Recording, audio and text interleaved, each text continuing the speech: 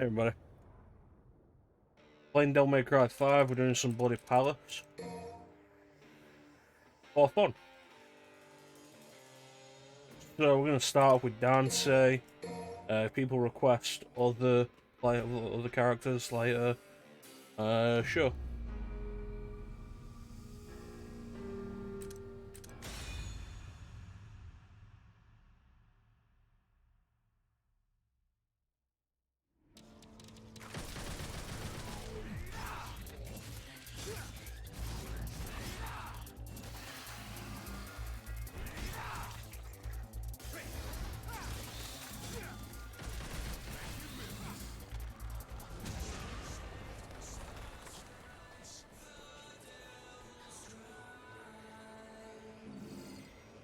I should put like just chatting on the tags, and I didn't.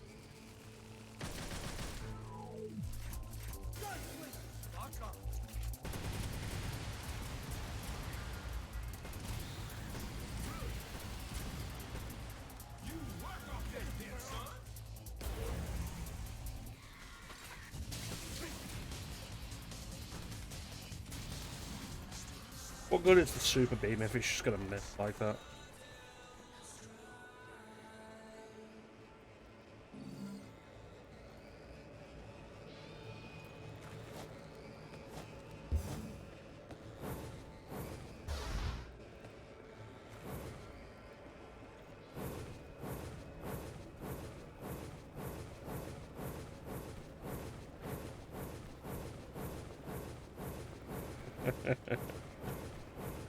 Flame, Ninja, how you guys doing?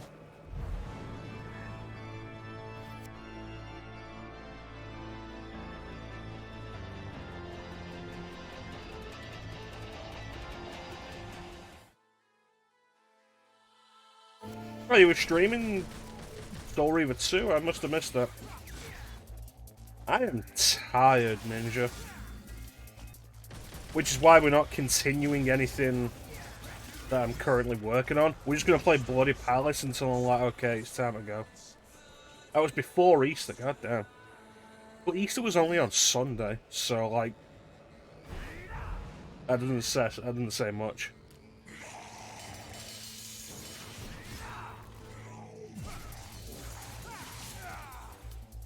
Also extremely tired. Excellent.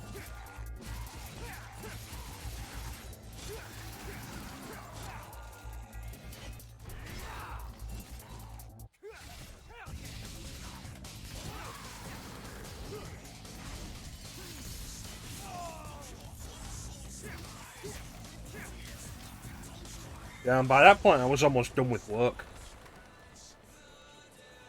He didn't not to work after Bloodborne.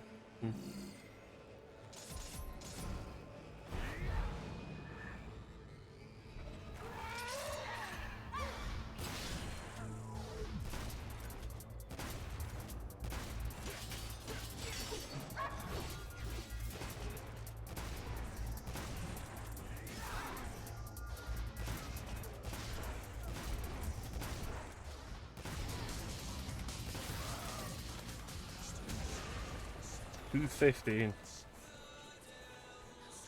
What time is it here? It is 8:15. That makes sense. You're in taxi. 6-hour difference. Gentlemen.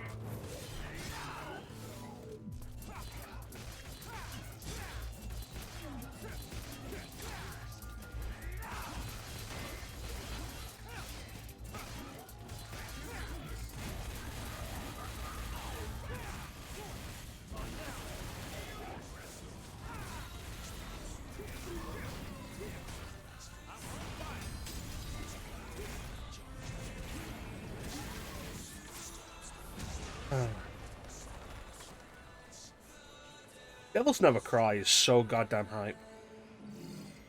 Like, it really is. It's been like 20 years since Devil May Cry 3, and it's still so good.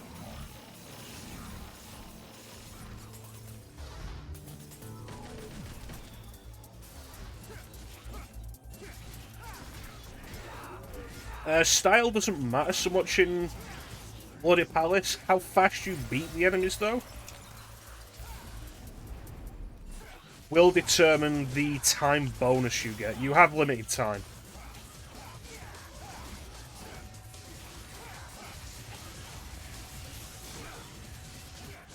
Yeah, it's the MC2.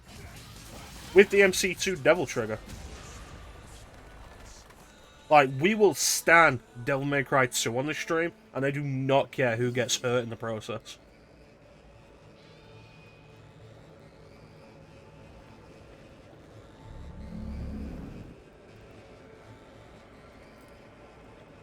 Honestly, I play Bloody Palace more than anything else at this point, because I like the gameplay, I just don't want to have to deal with the levels anymore. Yeah.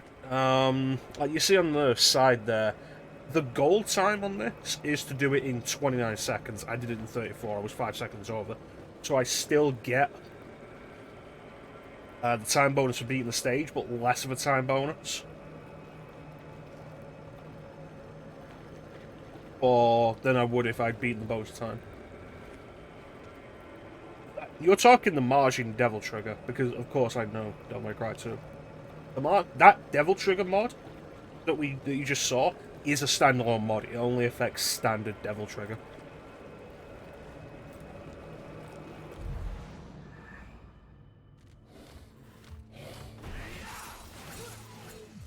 Alright.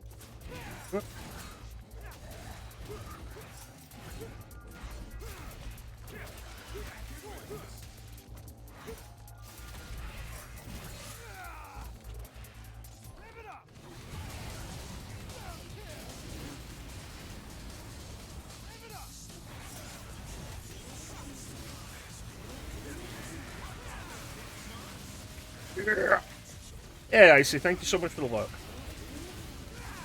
Yeah, with that mod, you only get Devil Trigger on, like, DMC2 Devil Trigger on regular Devil Trigger.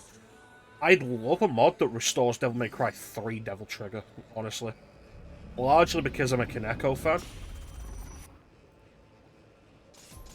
It was... We know Dante was in Shin Megami Tensei Nocturne. The payment for that, for the most part, I'm sure there's some actual monetary payment in it. But the trade for that was Kazuma Kaneko, the character and demon designer in Shin Megami Tensei series, designed Virgil's and Dante's Devil Triggers in Devil May Cry 3, which then returned in 4, but were dropped for 5.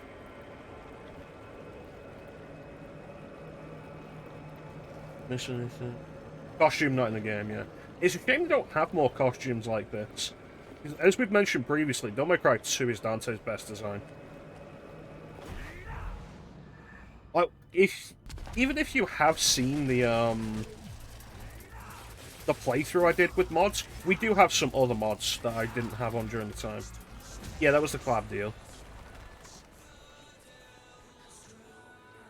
Like, one mod we've got that we didn't have before is, in the top right, the styles are different colours now, which also change the colour of the glass.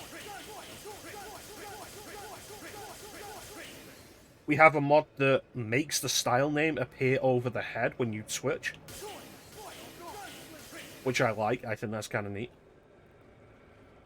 One that you may not have noticed, Flame, because I don't think you were here during the playthrough. Balrog is now Gilgamesh. If we switch to the leg, so is it the legs? No, it's the hands. You get the face mask as well, which I really like.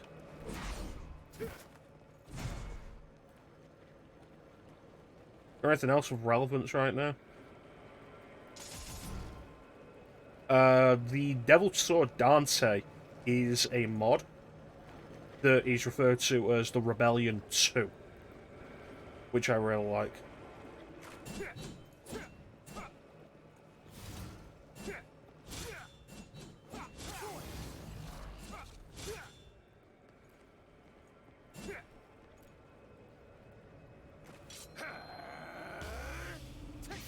There you go, you can see it light up a little bit there, in that attack. The Rebellion model itself is modded to be the Devil May Cry 2 model.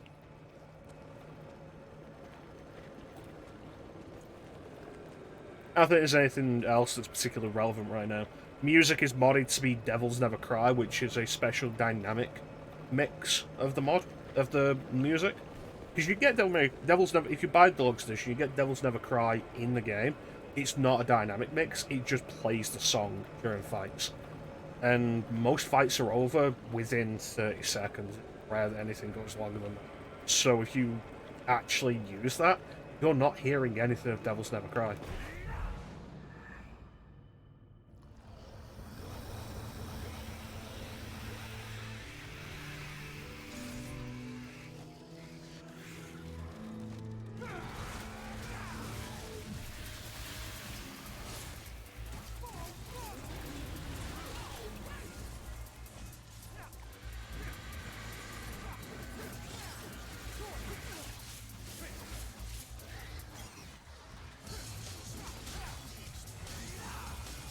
The main thing with the music mods is if I use a music mod, I want it to have the dynamic mixing, because it's one of the best things this game does.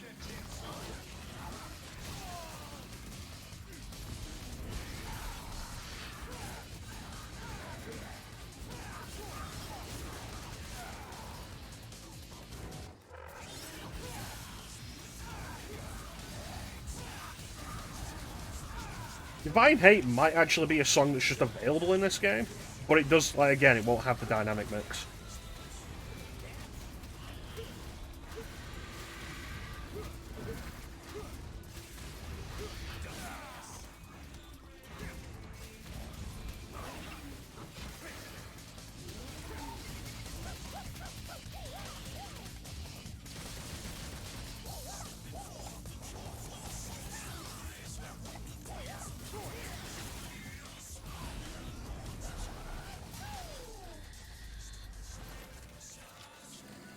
Never switch to the clown. Yeah, it's disappointing more than anything, Ninja. Virtual Battle 3 is in the game if you have... Like, Virtual Battle 2 comes with the Deluxe Edition, but if you have the Virgil DLC, he gets 3 tracks of his own, one of them is Battle 3.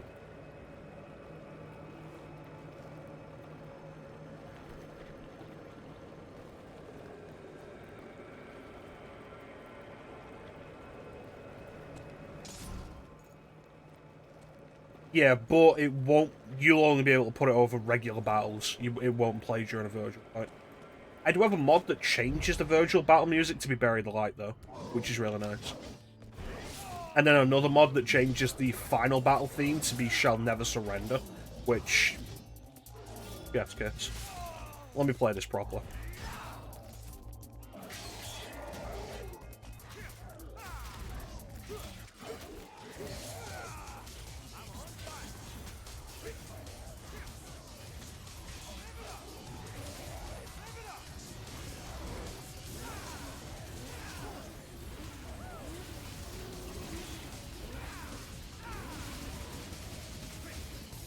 I feel like I don't use Cerberus enough in this.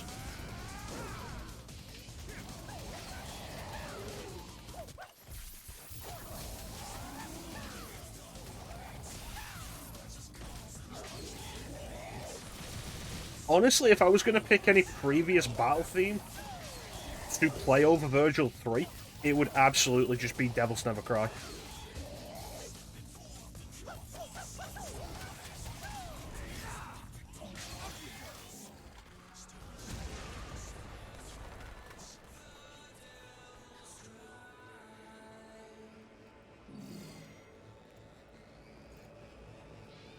Yeah, like, got the mod to put Bury the Light over it, which is great. I love Bury the Light as a theme, and it's Virgil's theme, and it works, and it makes sense. But if I was going to bring back a previous theme for Mission 19, it would be Devil's Never Cry. Because it's Devil May Cry 3, they're fighting on the top of a tower, which matches as well. And, like, I keep saying, like, if I was going to change one thing about this game, it would be that it should nostalgia whore more.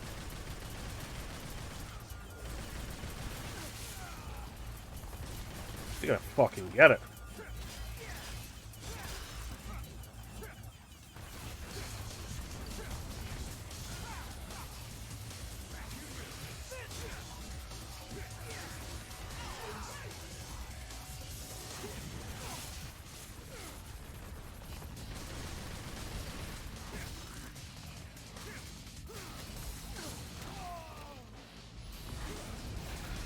I am doing terribly.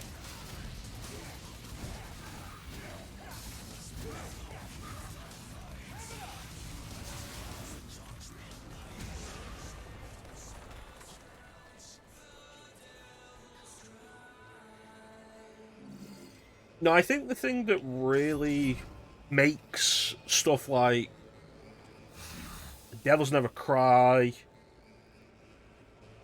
stuff like Divine Hate, Taste of Blood, The Time Has Come, the stuff that makes those stand out is the lyrics. The lyrics are an immediate identifier of what part of the song you're in. I was also never overly fond of Devil May Cry 4's version of Locked and Load. Blackened Angel mix, they called it. Was never fond of that. I always thought it was disappointing they didn't bring in a new theme for Dante.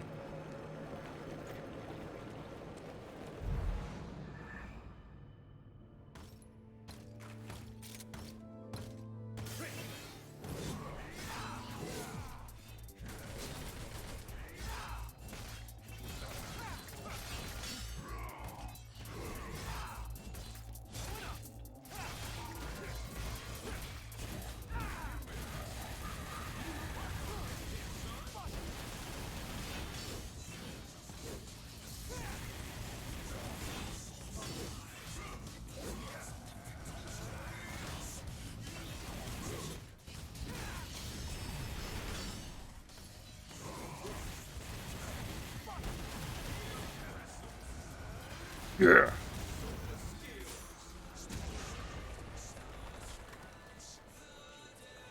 There's very little change of theme, yeah.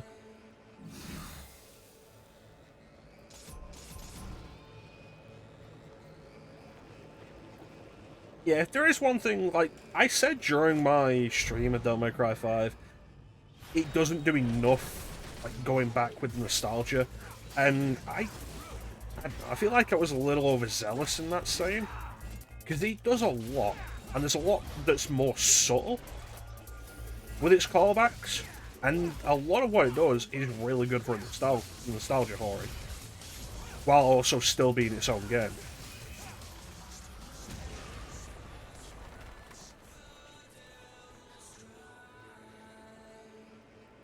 Though again, I do think like some of the changes we made with the mods feel better. Like Shall Never Surrender for the final boss theme, I think works so much better than Silver Bullet.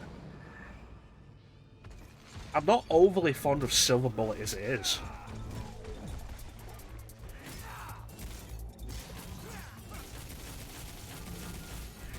Like just this weird club mix version of Devil Trigger.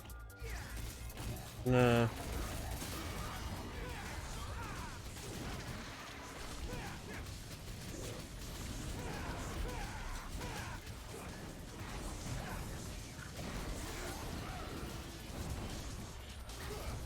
Devil May Cry 1's soundtrack is super underrated.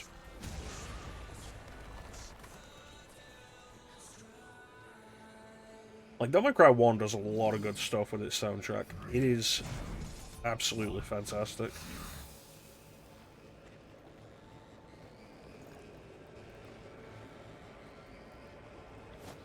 I think it's the best the series ever got before introducing lyrics.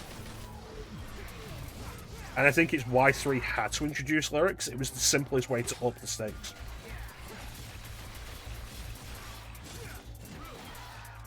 And then 4 didn't really improve much in the music department. If anything, I think 4 is one of the weakest for that. I think I mentioned it when I streamed 4, like, by the time you're done, you are so tired of hearing "The Time Has Come."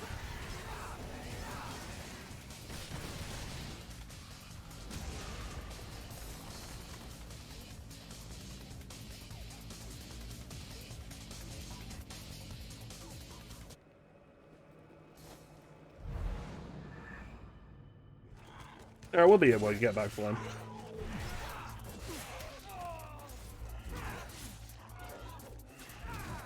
Yeah, and I think, like, them just remixing a Devil May Cry 1 theme for Dante's battle theme really doesn't help that.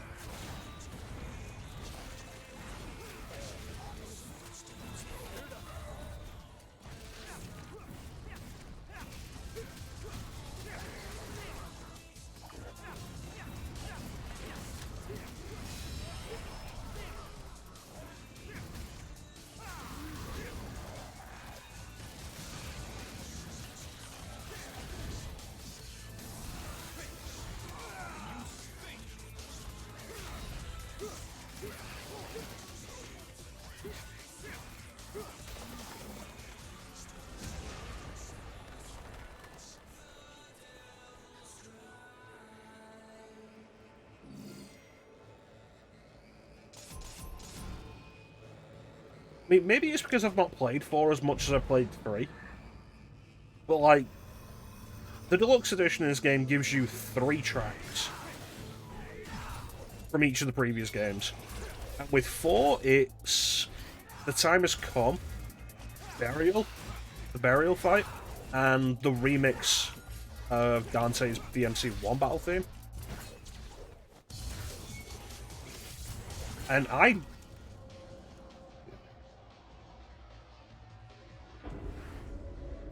don't remember the burial fight music.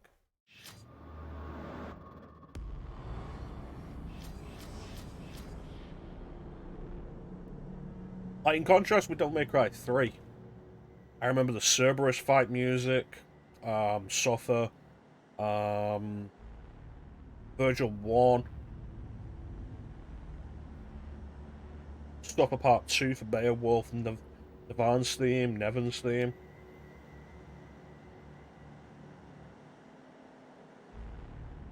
A lot of tracks in RE4. I did that one-off RE4 Make modded stream, and I switched the soundtrack for it to the original soundtrack, and I didn't really notice a difference.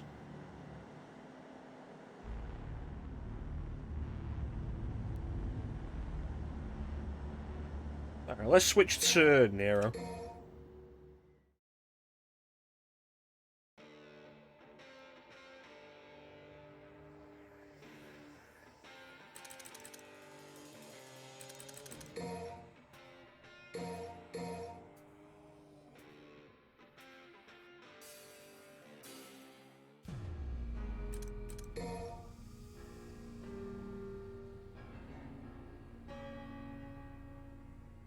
Anything I need here?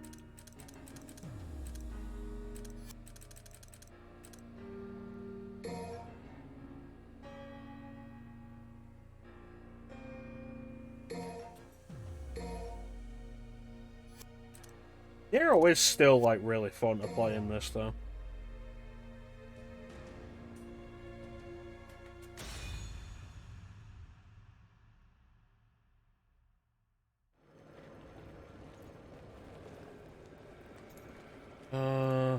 Tomboy.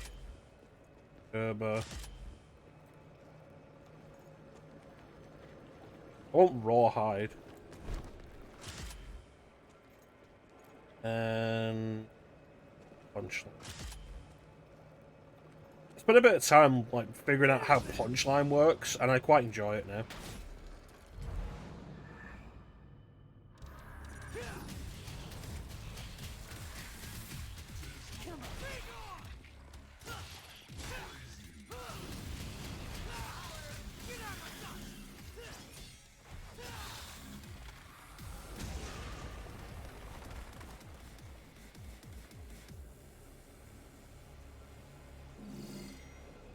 Plus, Devil Trigger's still a good song.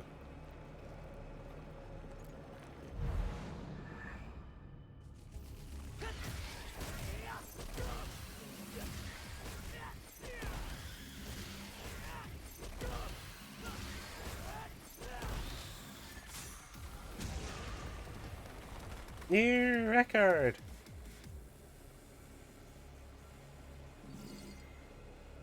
What do I have on it a minute? Devil Sword Nero mod.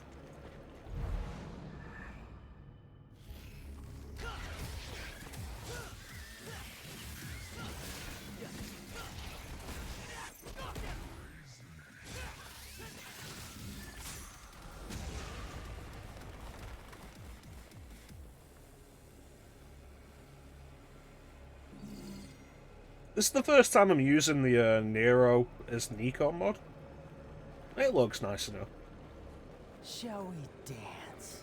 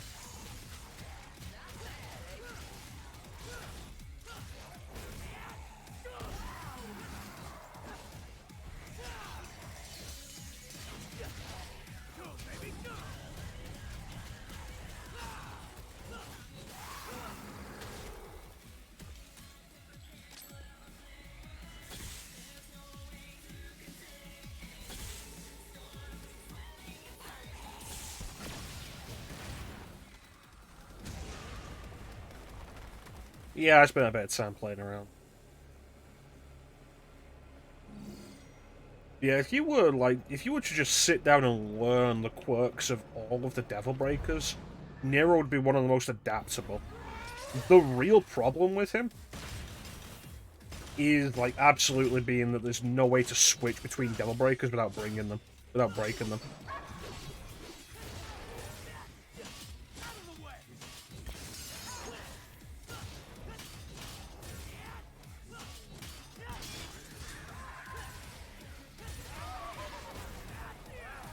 None of that.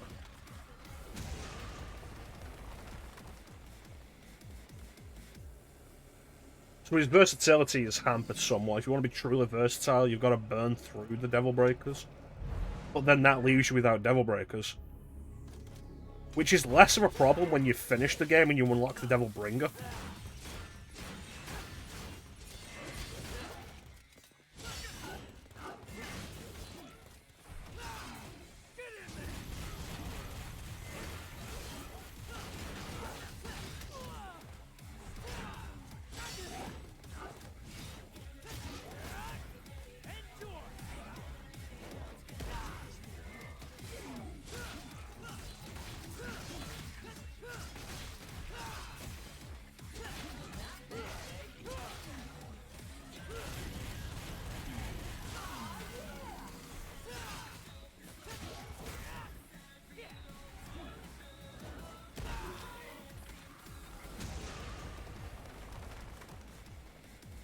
But it hampers his versatility somewhat.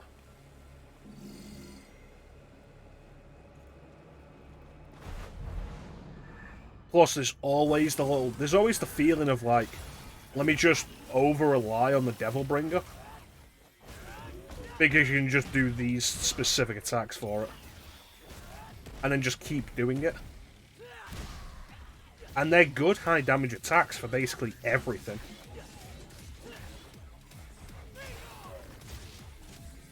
So I absolutely appreciate that, like, every enemy has their own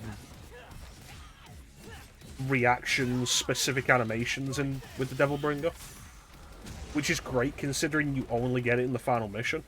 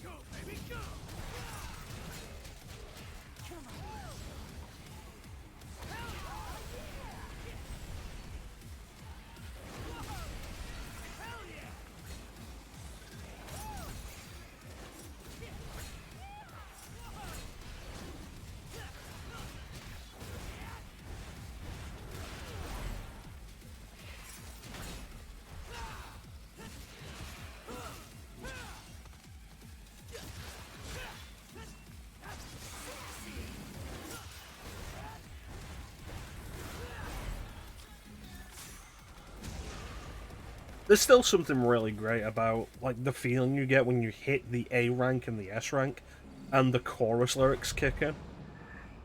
It's a nice feel.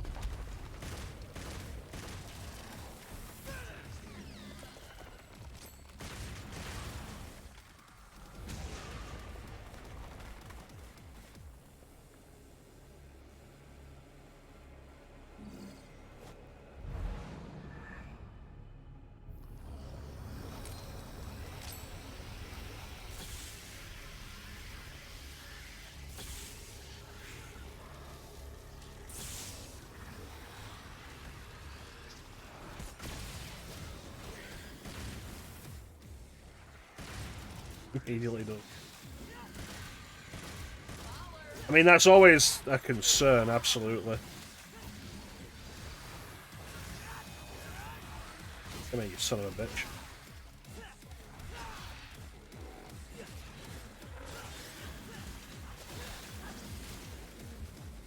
But it's really no different from as soon as you notice you've hit an S rank in previous games, and all of a sudden you start feeling the pressure to maintain it.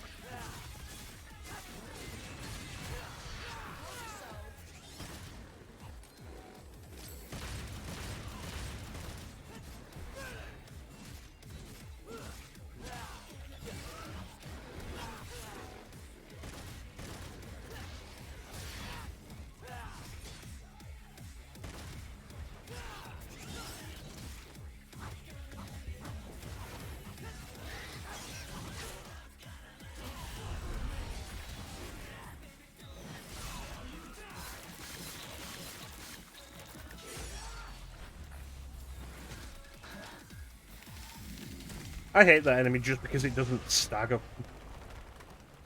normally. It doesn't flinch as most enemies do, which makes it frustrating to combo.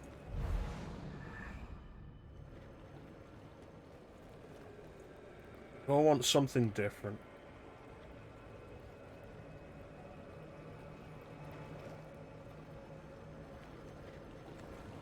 Yeah, let's give Overture a bit of play.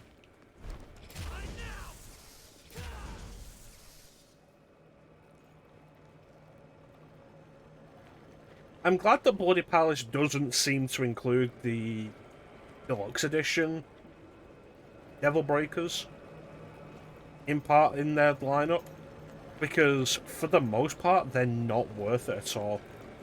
Like, just having them in play is a disadvantage.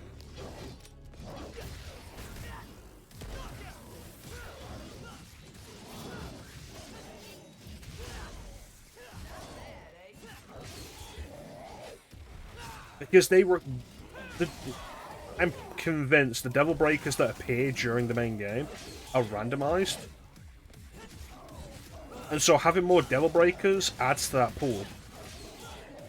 And that pool includes stuff like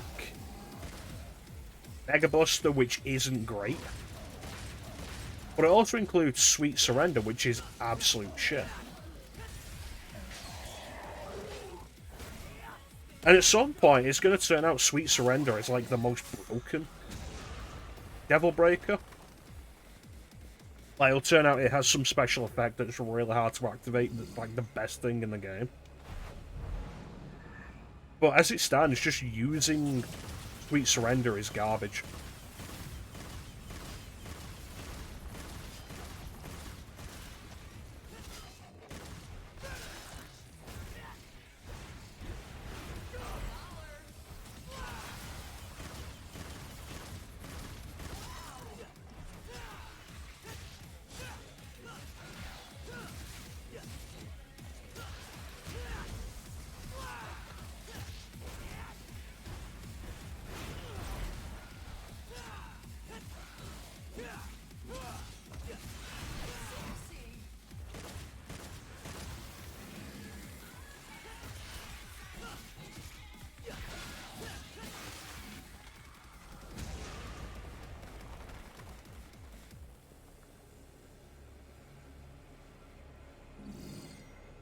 The mechanics for the timing for Nero, especially for the Exceed, and then really especially for Max Act, because like at this point, we do specific attacks with Nero right now, and like a lot of them get extended into more powerful attacks and stuff. But it really comes out with combo finishes and such. But the only way you'll get those is if you get the timing right on Exceed, or especially Max Out. But the timing on them is such a pain to learn.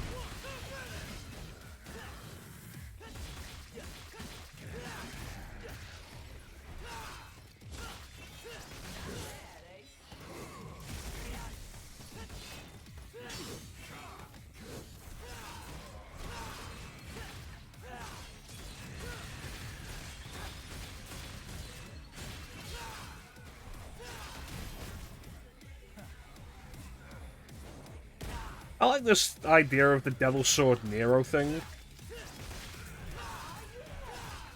Specifically because I've got the green colour version of it, and it's super easy to notice when you get the Exceed going. Because nothing else in the game is that colour. It's like, oh yeah, what in the game is green? Green orbs and the green bugs. And that's kind of it. So it stands out.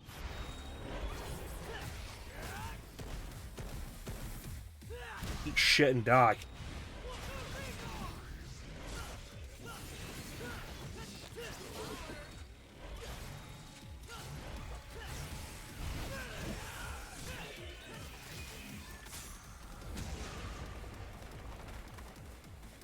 So it's fun.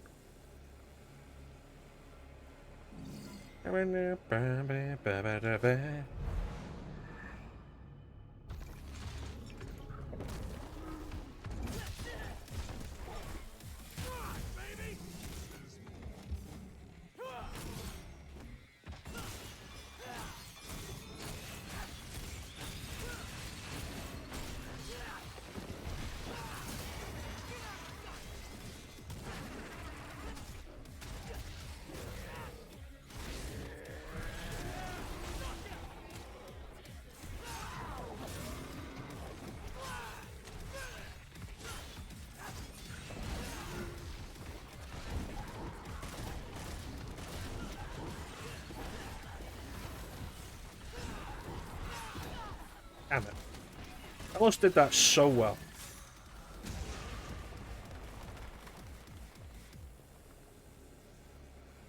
Behemoths might be my most hated enemy in this game.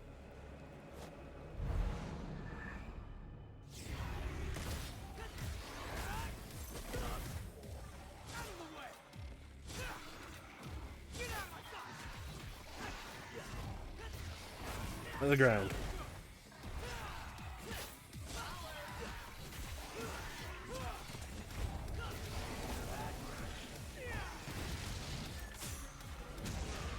Even elephant. I feel like there was something like that in one of these games. And I can't think what it'd be. It'd probably be DMC 2, if I'm being honest.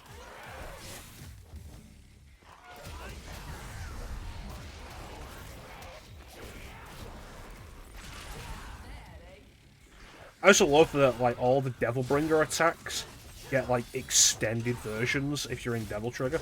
Which is something DMC4 did, but again, because you only get the Devil Trigger in the final mission, it's something that would have been a lot more understandable if they didn't do it in this.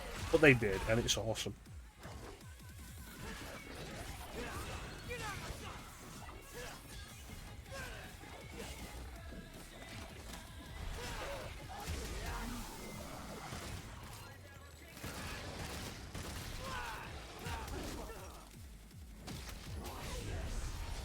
Don't.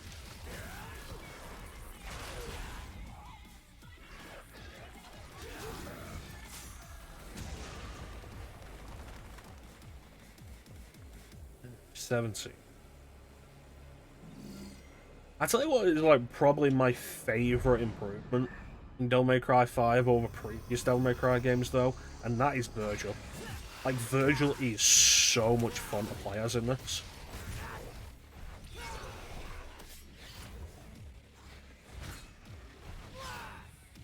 I hate this guy just because he can teleport out of combos.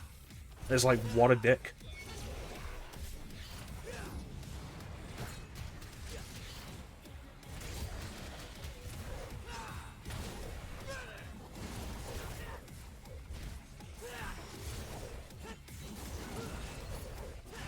It makes fighting these guys stylishly such a pain.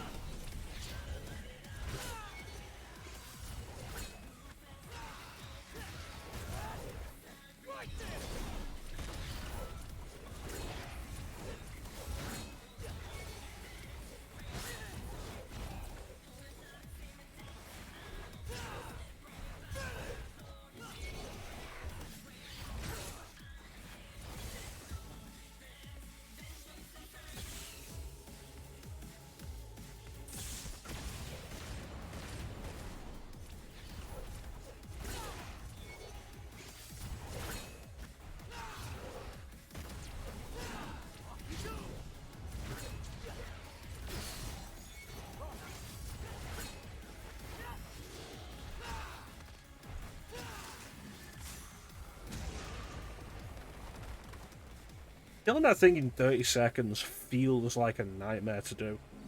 It's so hard to pin down.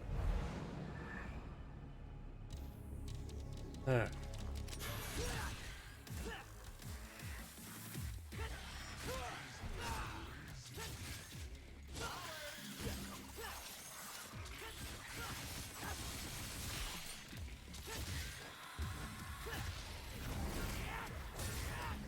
Alright.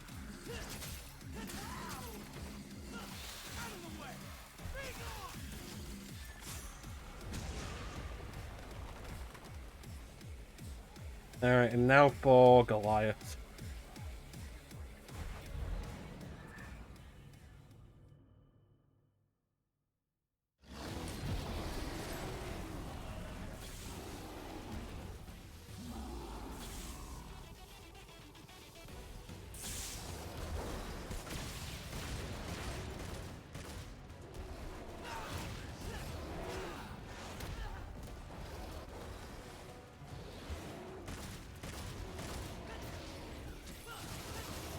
But you know what's probably more impressive than the fact that they set up like specific Devilbringer attacks for the enemies is that they did it for the bosses.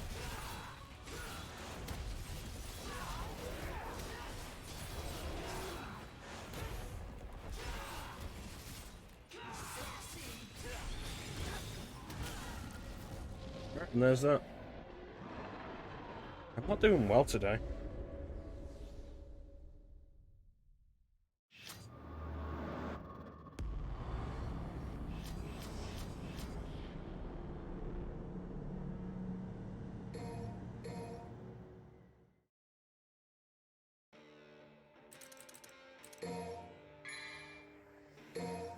Alright, let's change a couple of mods.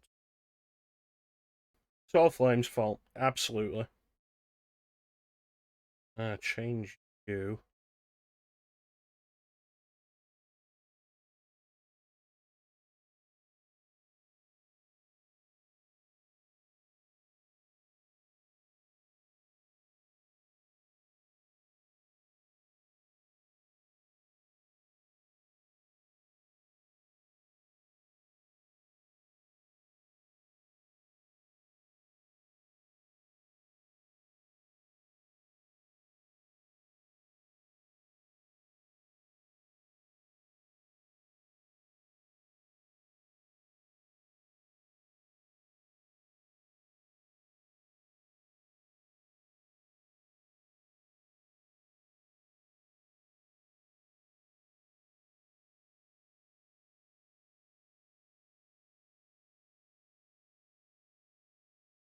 Yeah, that's fine. Alright, back at it.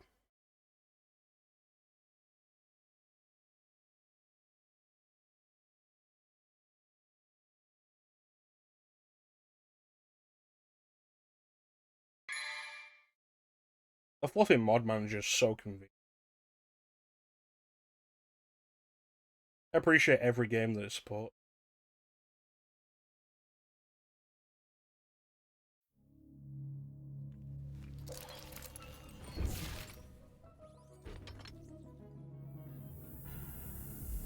Especially doing like Final Fantasy VII Remake with mods, where I've got to do like put them in and then remove them individually, and it's harder to keep track of them and everything.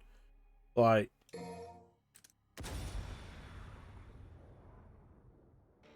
the fluffy mod manager is so convenient.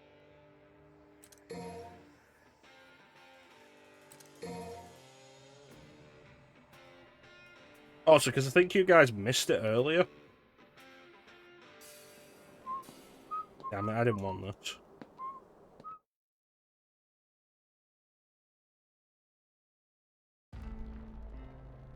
Oh, I have the X colors. Cool.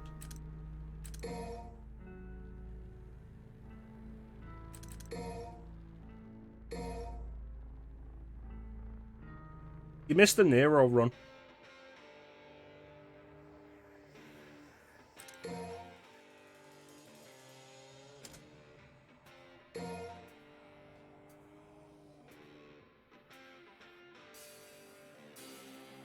Silver?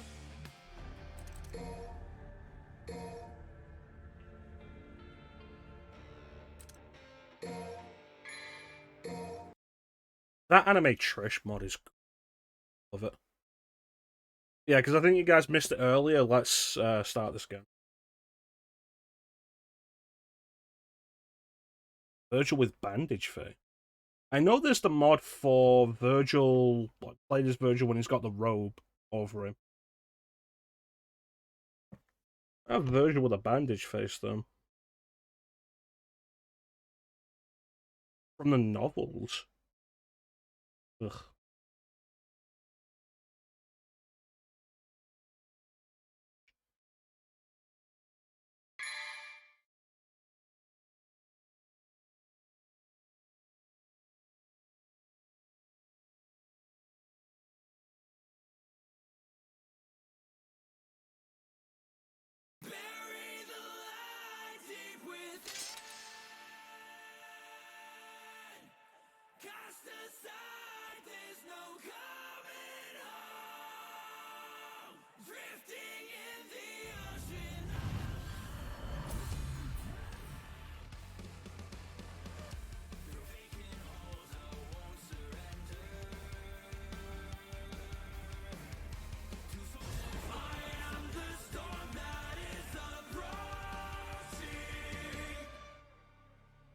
I mean, it doesn't surprise me, but at this point, like, what else is there to do with the non-ray tracing versions, Ninja? And also, like, as far as I'm aware, they work properly, and that's fine. The ray tracing versions apparently still don't. And it's fine, because I'm not going to upgrade to the ray tracing versions. I'm a little out of practice with Virgil.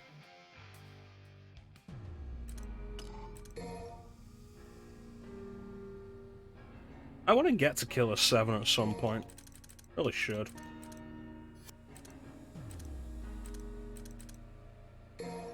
The EX Provocation. You can pay for this. It costs 3 million red orbs. And I think you have to buy it individually for each character anyway. Or you can get to the end of Bloody Palace and unlock it for the character you finish it with. The Dead Weight title, like, I've seen it and I debated using it, but there's a whole thing on the mod page for it that's very, very picky about proper credit for it. Yeah, EX is the dancing with the clone. Like, the EX taunts are all silly.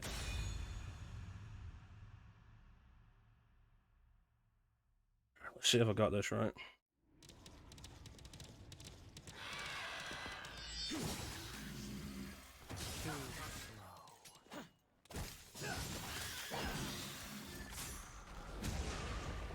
Okay, so I changed the music mod, and I forgot.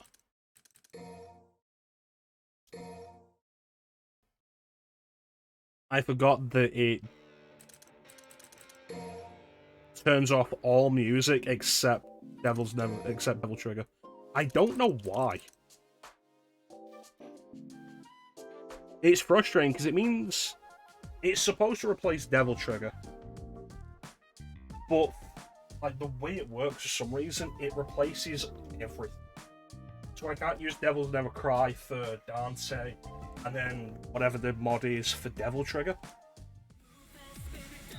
Still there. Lock and load.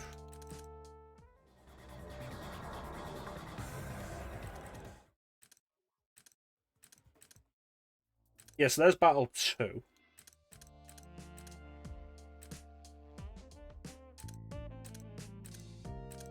There's Battle 1. I was wrong. It's Battle 1, not Battle 3.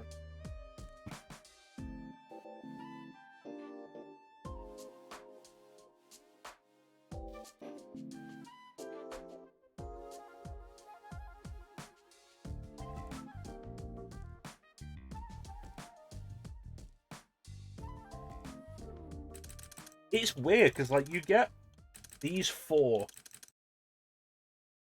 for getting the Virgil DLC.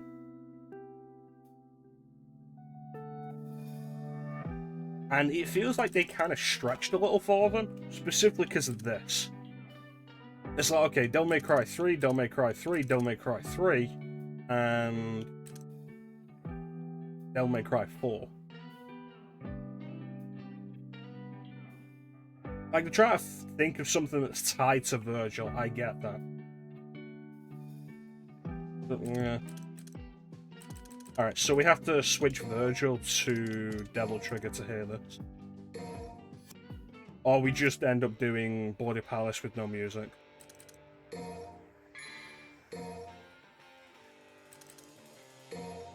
Ultraviolet would have made a lot of sense. Yeah, or Super Ultraviolet.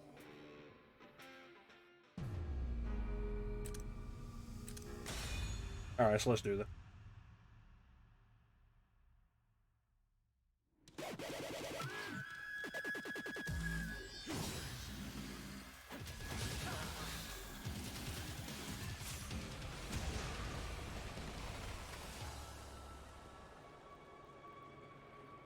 I don't have the mod on that changes the swords into chairs.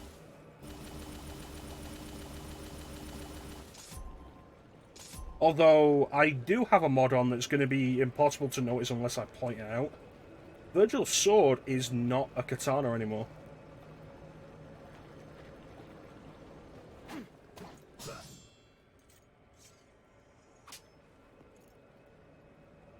Which I like. I like straight swords. I feel like, especially at this point, katanas are so overrepresented.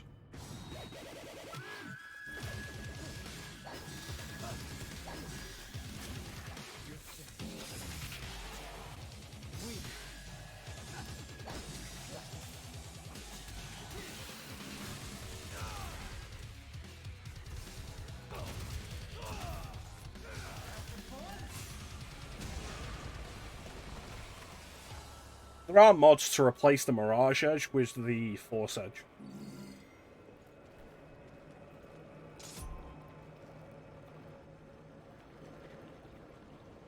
Yeah, I like straight swords. I feel like...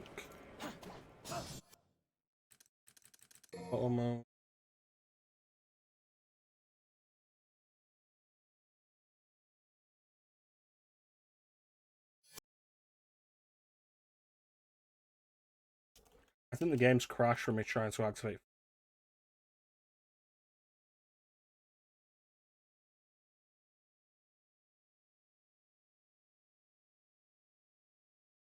Yeah, the game crashed from me trying to activate photo mode.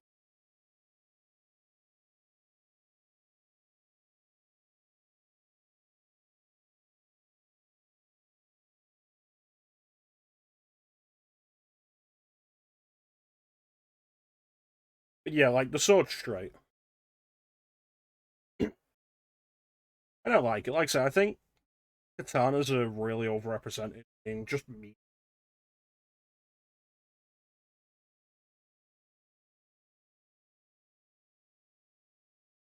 The point where it's tiresome for anything with any kind of sword combat. Or just sword representation. But, like, here's a katana, it's the best weapon. And it's like... Yeah. Alright, thanks for joining us, Flynn. You take care of yourself.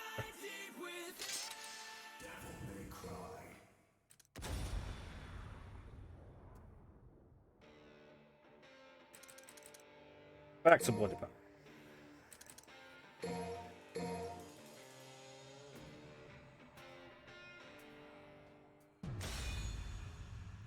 Alright. You still with us, Ninja?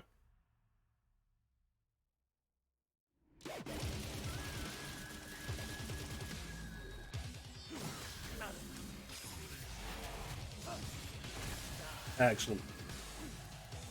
Then this music mod is for you.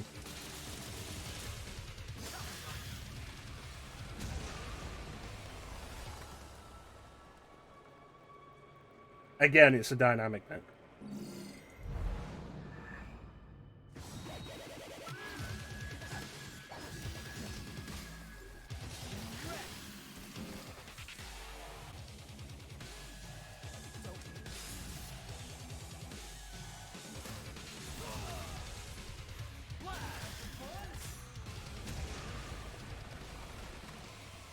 I can do with more practice with anyway. Scum. Too slow. Weak. Show me your motivation.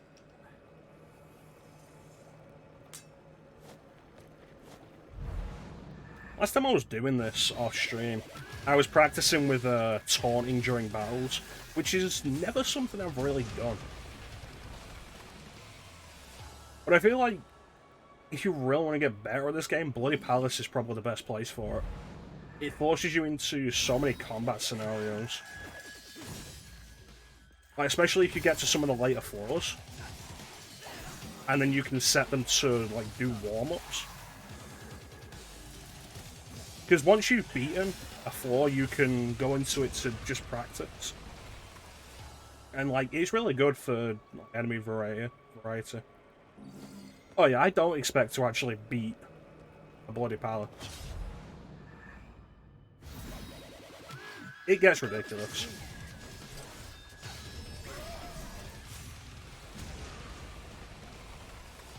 I don't honestly know how I killed that thing so far. But I wish I could do it reliably. That was 4 seconds for a sensor. Fucking hell.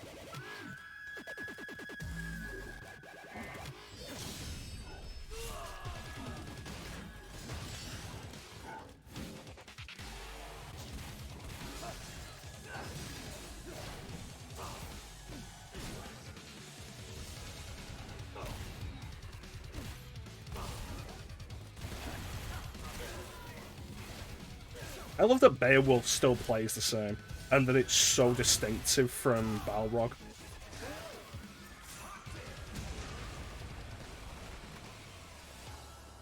I've been debating, like, doing Nier Automata off stream, because it's gonna be a long time before I get to it on stream.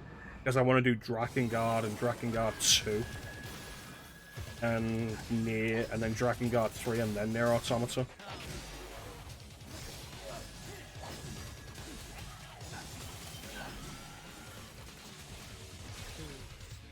But I'd like to do Nier Automata blind on stream, honestly.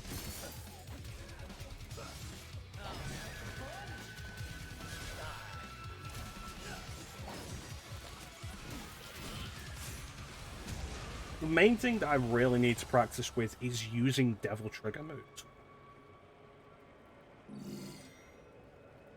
Excellent, I appreciate that. Yeah, I need to practice using Devil Trigger moves. I've always been so conservative with Devil Trigger. And so, like, using it just for specific moves. Like, moves that require Devil Trigger usage, or, like, take the meter just to use, I've always been so against.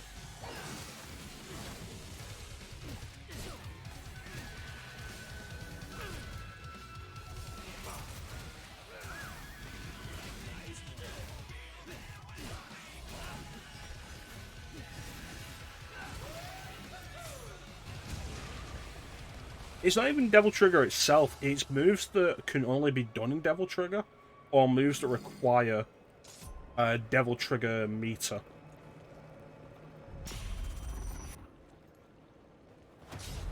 Because, like, there are some really good Devil Trigger moves in here.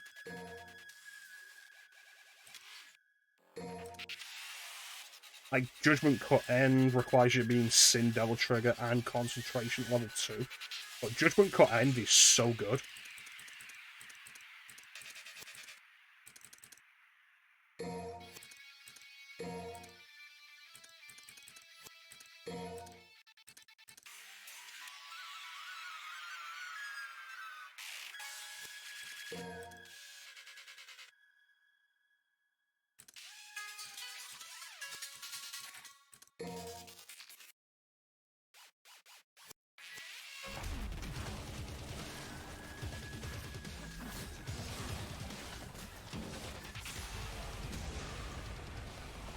Stage 9. So, I think my concentration is high enough. Yeah, it's at max. Like, we could do it in this.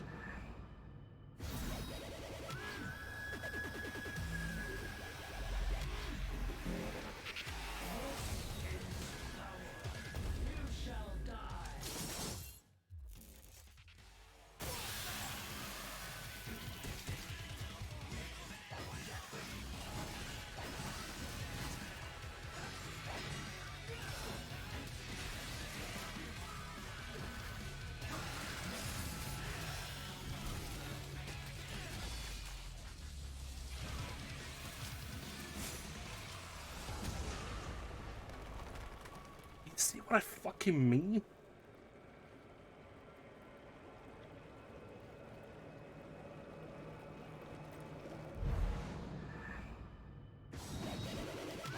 Like the cost of it, but like, goddamn.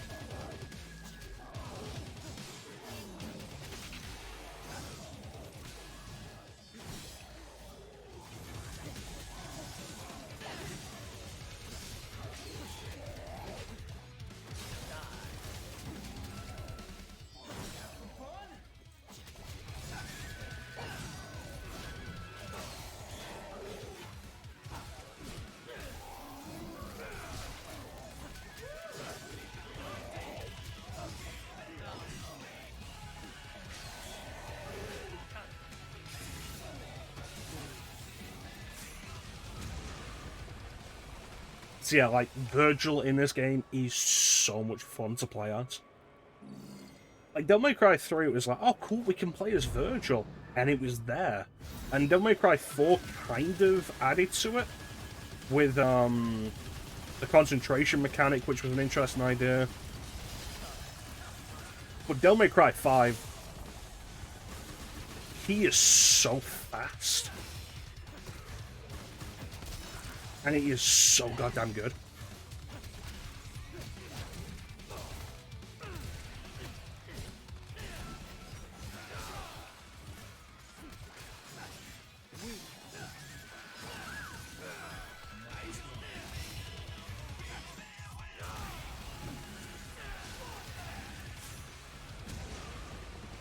Well, since Virgil only has the 3 weapons to work with, you can cycle back and forward through them. As opposed to Dante, where you gotta cycle through his guns and his weapons separately. And it makes Virgil a lot easier to just kind of switch between everything.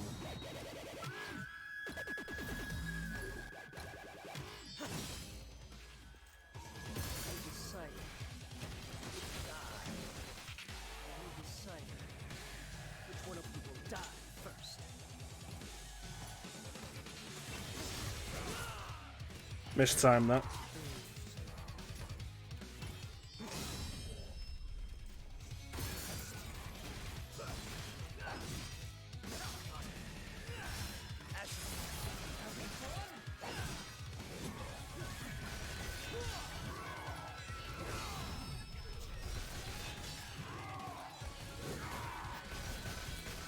Like, I feel like Virgil's Darkslayer style has more range now, and it is a lot faster than it used to be.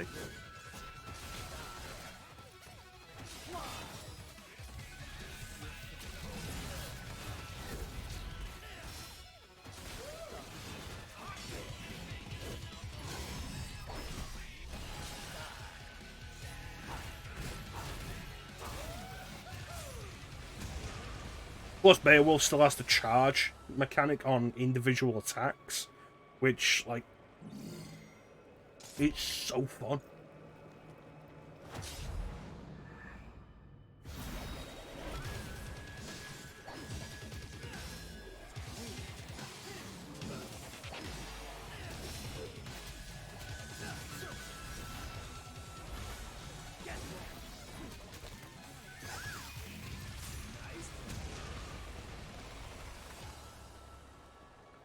Plus, like I say, with Darkslayer feeling like it has more range, enemies just aren't the same kind of problem that they are for Dante. Like, Dante's Trickster is his best way of moving around and getting to enemies that are out of range. Nero has Wire Snatch, which can go pretty far, which is very useful.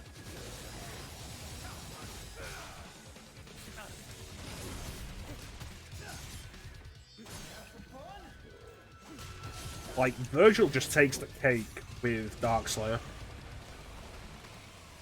And it feels so much better than Nero's Wire Snatch, because he is so fast.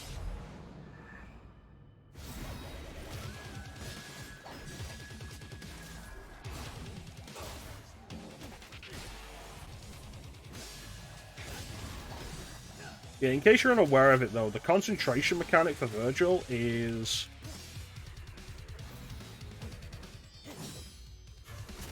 it's kind of an extension of the stylish meter. Where stylish stylish meter increases as you do varied combos and don't get hit.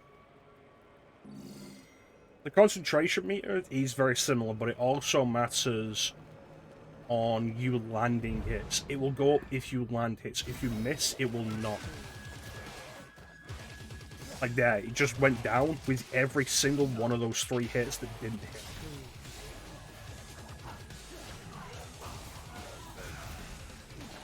So to play away as well as Virgil, you can't miss.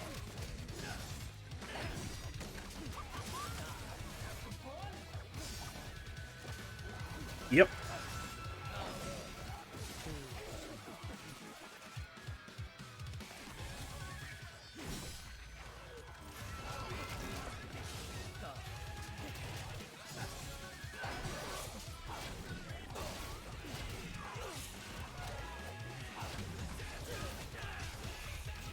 I always expect Beowulf to have a better forward attack, but the range of it always catches me off guard.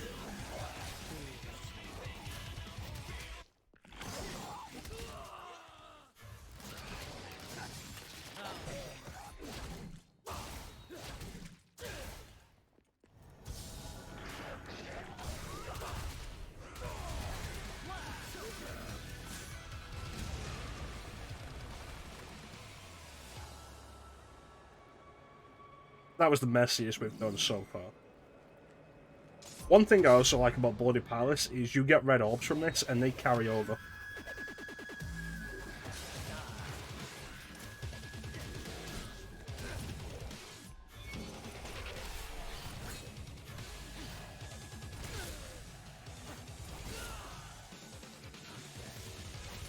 Like, any red orbs you get here can be used for upgrades or items or, like, whatever.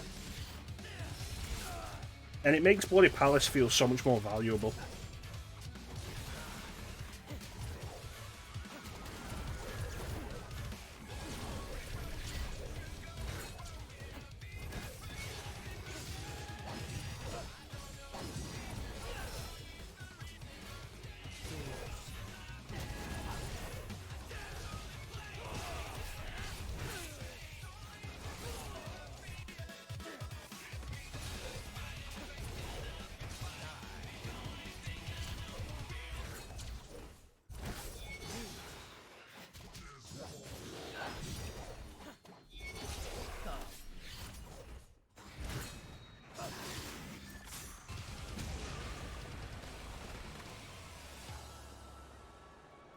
Hmm.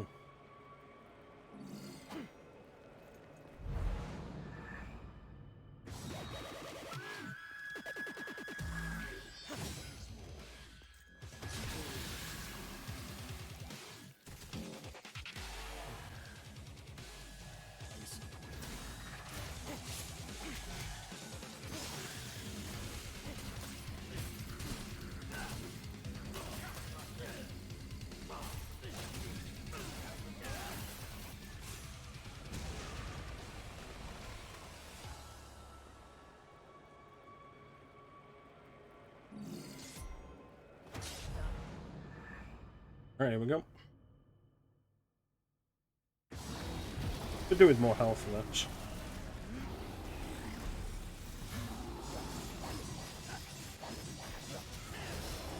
Oh yeah, I forgot Virgil doesn't have like a standard devil trigger.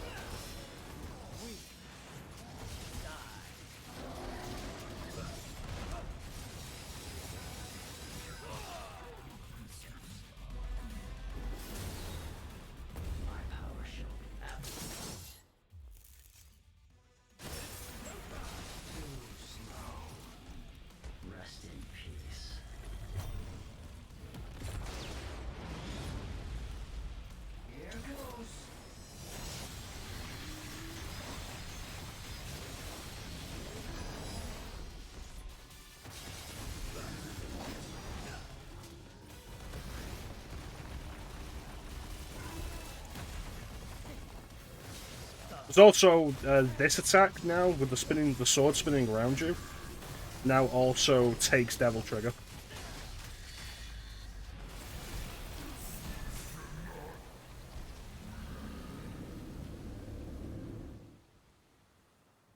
That's the fastest I've ever killed that guy. That was so good.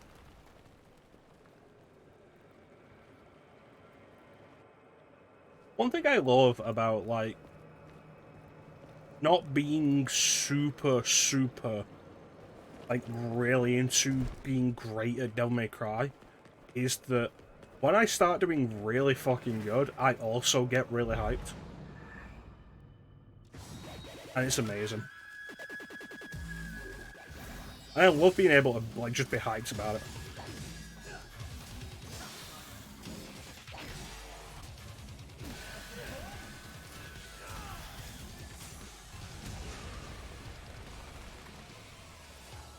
Also, Virtual Embody is, like, one of my favorite anime fight ideas, which is teleporting around.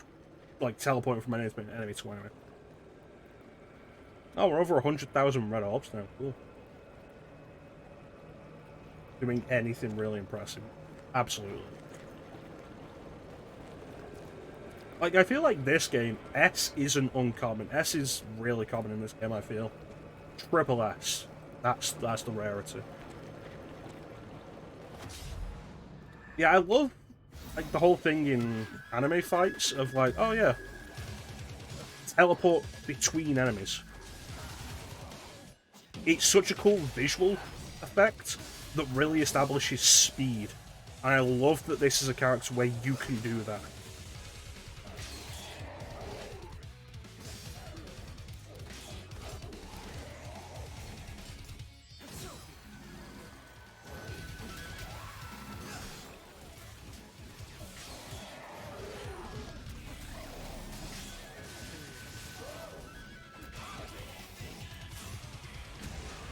The biggest problem I tend to find with getting a triple S and keeping it is by the time I do enough combo damage to hit triple S, the fight's almost over.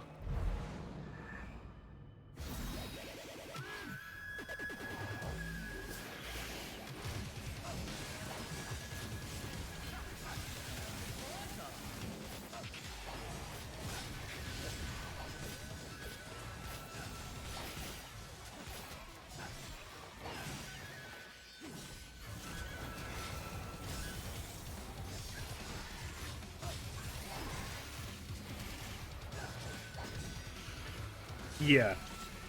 I think V's probably the easiest character to hit triple S's with. But then the fights are over.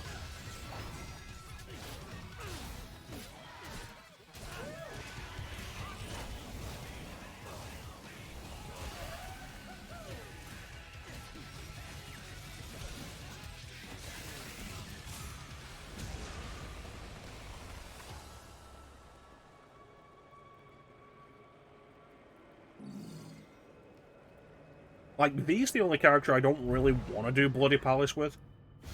But he'd probably be the easiest to actually do Bloody Palace with.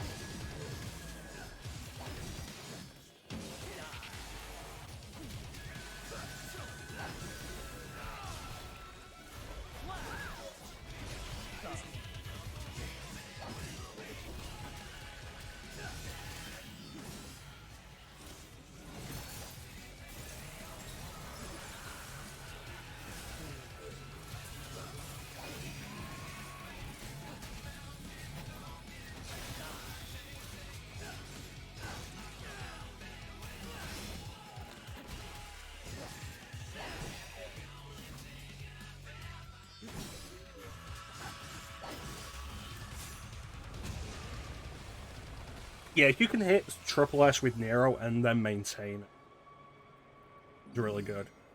I think the same's true just like every character who isn't V, though. I feel like V has a really easy time hitting triple S. But you're also spending a lot of the fight with, like, a lot of pretty much any fight with V, away from damage. Like, the standard play with V is to be away from the center of the fight anyway.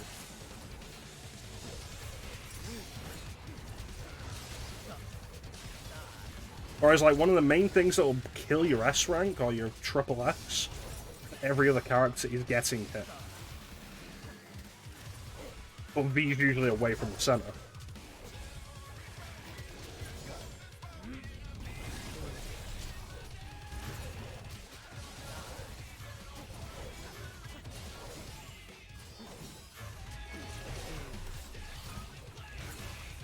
Very strategy with V.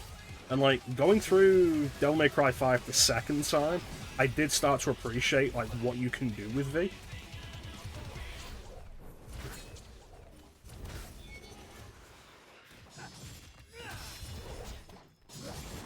And then when I streamed Devil May Cry 5, which was my third playthrough, I feel like I was doing more than just button mashing. Like, because it's all about specific... It's the same timing as everybody else. It's the same, like, bam bam for different attacks, or like hold a button, charge an attack and then let it off, or like you're back to forwards. You're just doing it with like two characters in two different places while you control a third. The real trouble with V is navigating both Shadow and Griffin, like, effectively at the same time. More often than not, like, when I'm using V, I'm button mashing one of them and strategizing with the other.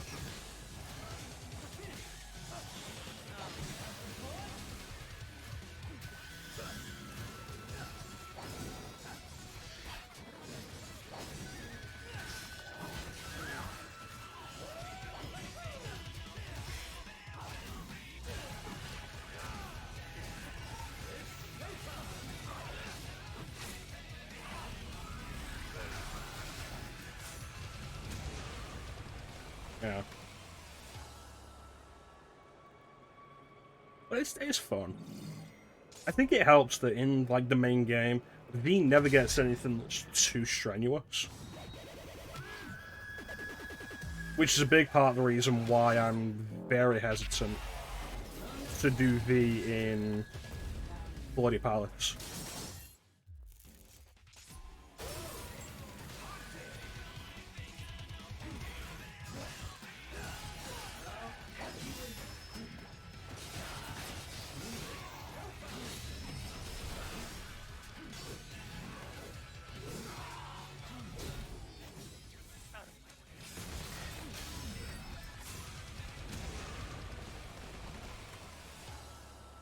I should check if the Void just has the option for infinite Sin Devil Trigger, just so I can spend more time practicing as it.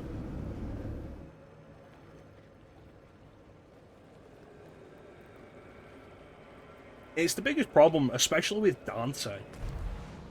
And, like, especially when you get to the first Urizen fight. Or, like, the first Urizen fight you have to win. It's like, cool, you've got Sin Devil Trigger here, and it works so differently to anything else in the series. Figure out how to deal with it. And I'm like 3 playthroughs in, plenty of time into Bloody Palace, and I still don't really know how to use Sin Devil Trigger with Dante.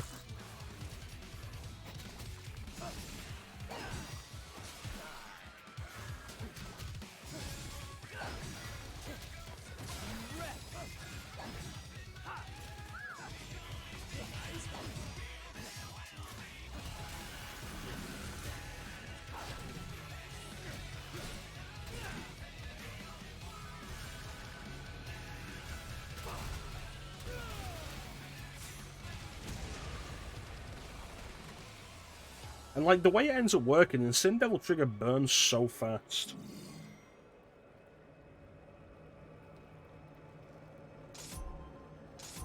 Some of the swords with Dante, like... With Devil Sword Dante, Swordmaster just summons swords. And, like, I figured out how to use them now. But, like, there's absolutely the point of my first playthrough. I barely used I barely used Devil Sword Dante, because it just felt so weird. Everything had changed.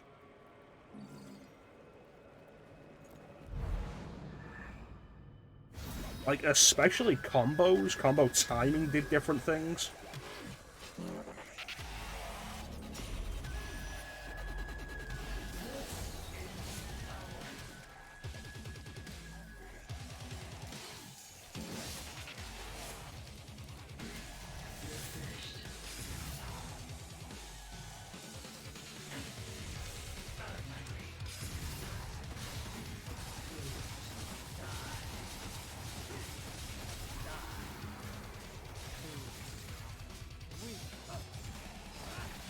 It's like the spinny, the attack where you spin your sword around. That's been just like the neutral special for Swordmaster since 3. Like, you have Swordmaster and Rebellion equipped, and you press circle and it just does that. Spins the sword around, spins it around again if you press it again.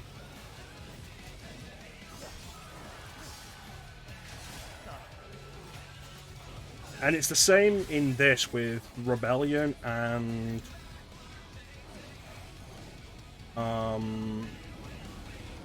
Sparta.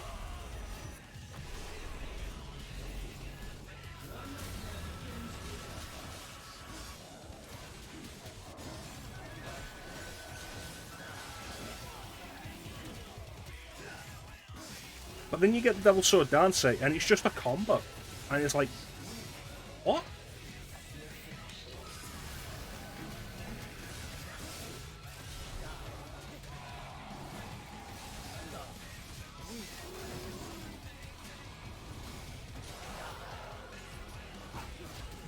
Like, learning to deal with that was a pain.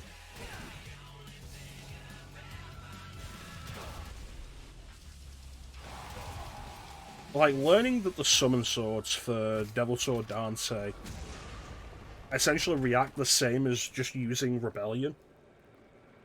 Like, making that connection in my head made it easier to use. And it's like, you do your launcher, and if you do that but press B while using Devil Sword Dance with Swordmaster, your summon swords do the launcher. And the same with, like, the Stinger, and so on and so forth. And making that connection in my head is how I learned to really use them.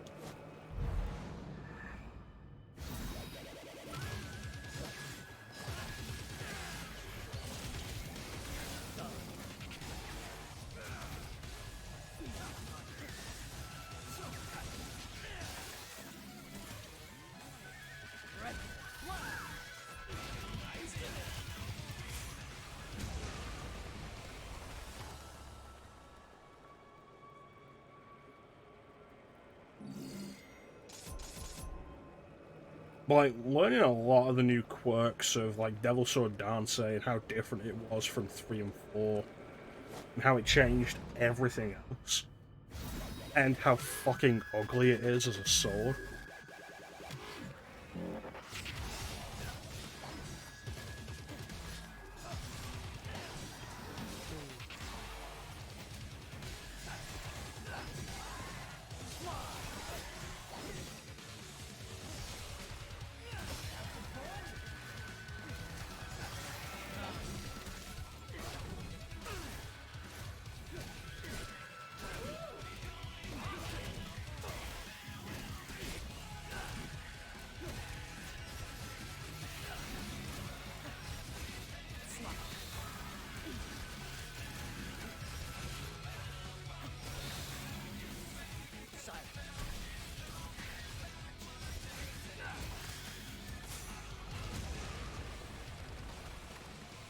I think one trick that I definitely really should get more practice in that will really help me with every character is spending more time not locked on.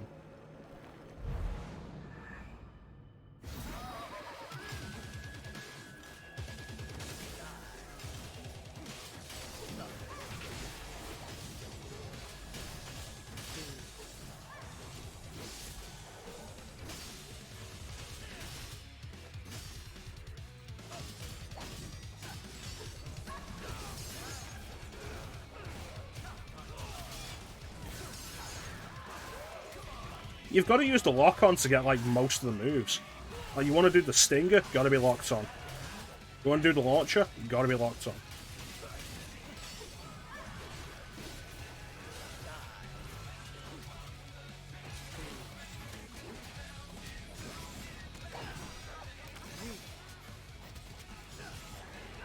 Like, if you're not locked on, like, that's absolutely great for groups.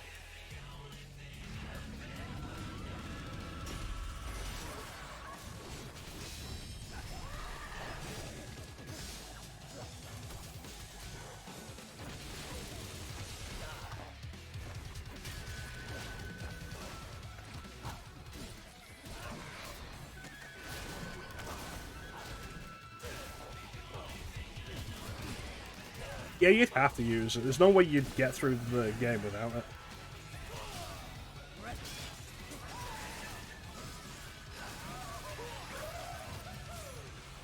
Like, you'd probably find the combat system so dull and repetitive without it.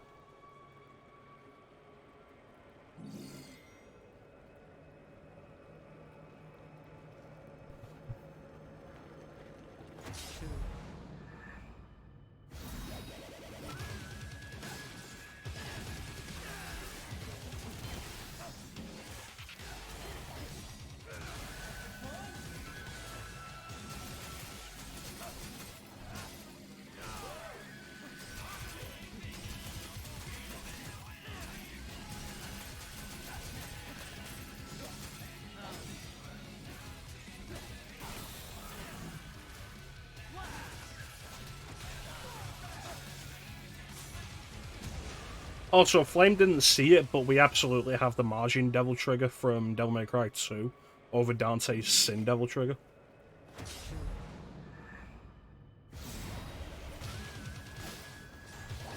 I wasn't lying when I said that mod that he saw only affects the standard Devil Trigger. It's a separate mod. I wasn't intending to show him, but then he left and we died anyway, and I switched characters.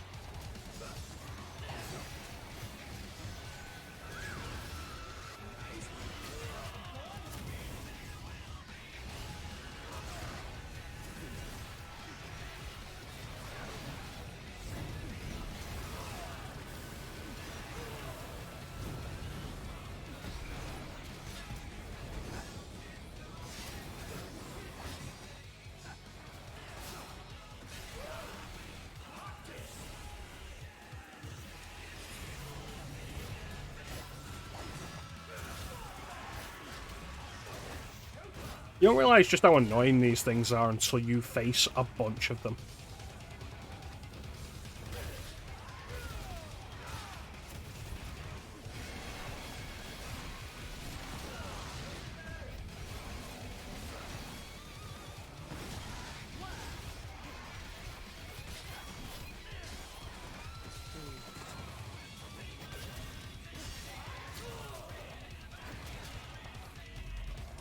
Also, I'm not tired of There Will Be Blood yet.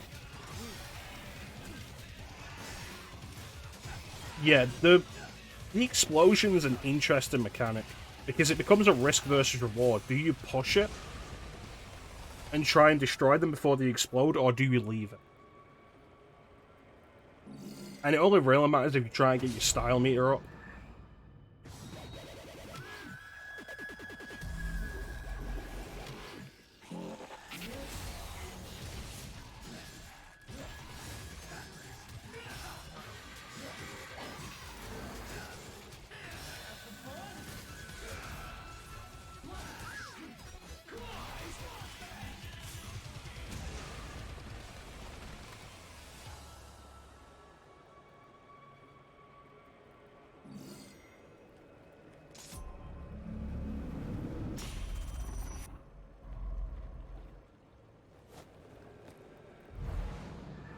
But they are frustrating.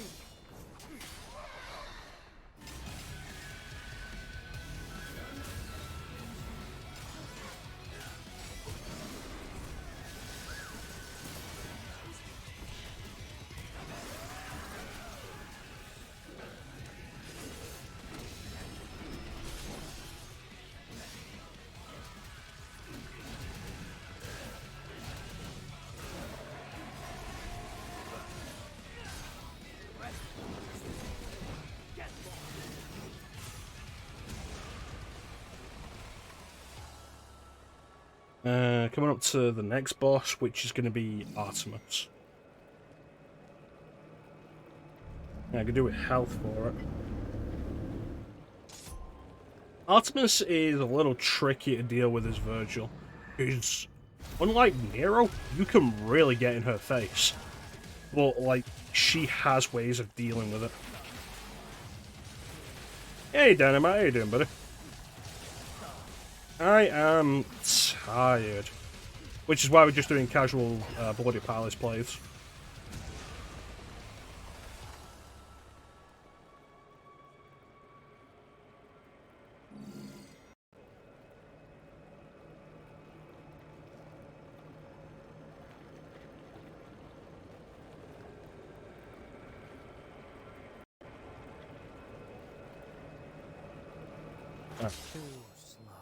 Oh, my health's fully refilled, and I don't actually know why. Why is that?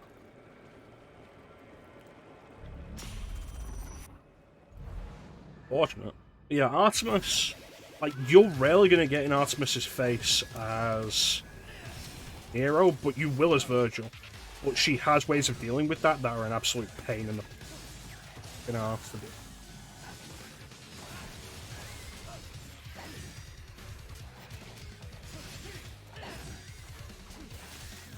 Spam gold orbs. I mean, beating Dante Must Die, though, still an achievement. How many? It won't show me how many gold orbs I've got on here.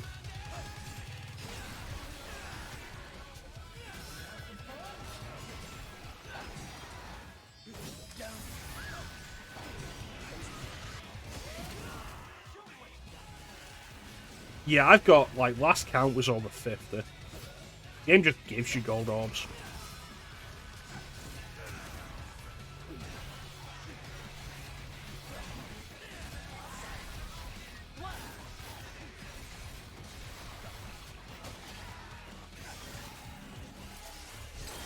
Yeah, we still need to try out co-op, Dad, for Devil May Cry 5 Ninja.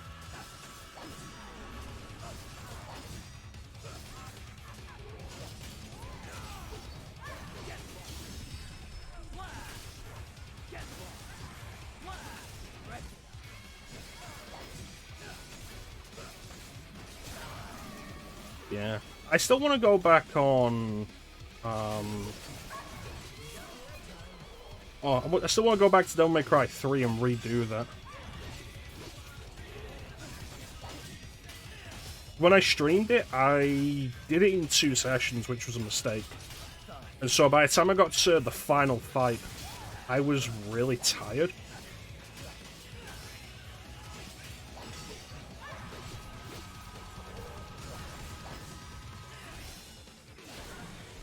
So I used the gold orb there to, like, just deal with Virgil. And, like, I'm still not overly happy with it.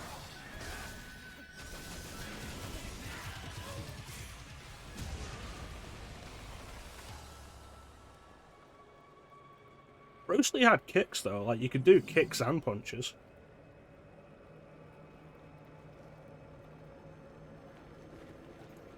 I'm probably not going to go through this on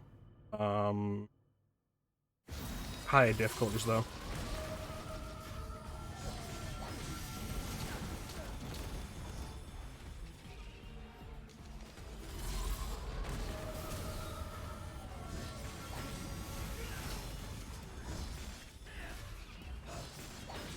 Yeah, fist only mean Balrog, yeah. But because Balrog has, like, the fist and the kick mode separately, like, you could do one or the other. Yeah, Urizen in 17 isn't fun. That took me a few tries when I did that on stream. It is also easier than Mission 12 Urizen for various reasons. Urizen just isn't fun.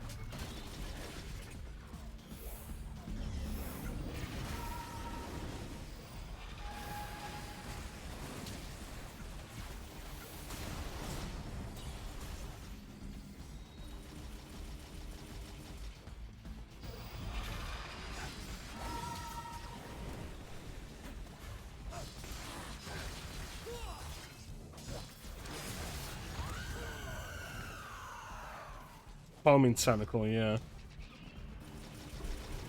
Like, Mission 7 Senior at least feels like a fight. And you don't have to deal with a shield to get to him again. Which, like... Urizen's mechanics just feel awful.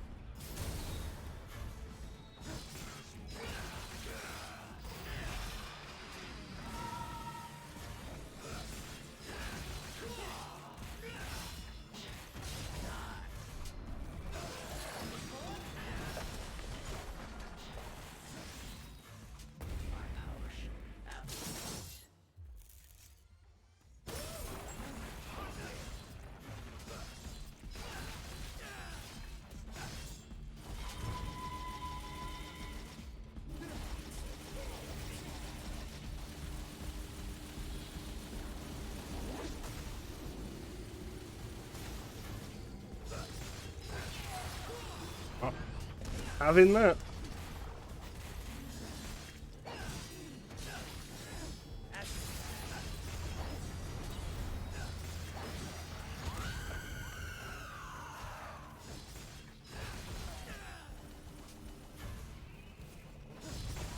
Seriously, the range on Darkslayer in this is unbelievable.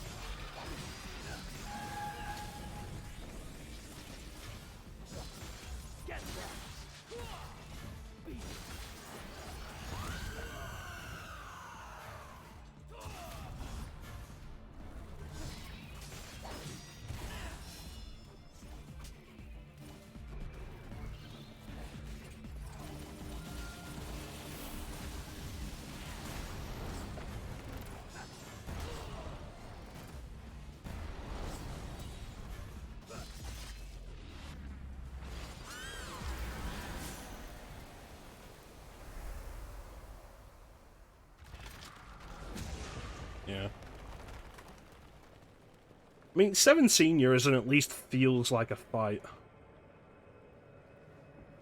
Like, going back through Devil May Cry 5, when I got it on PC, and it's like, you get to mission 12 Urizen, and nothing has really changed. Like, what is it? The fight you get to him with Nero. And it's like, cool, it's the first fight again. The one that felt impossible.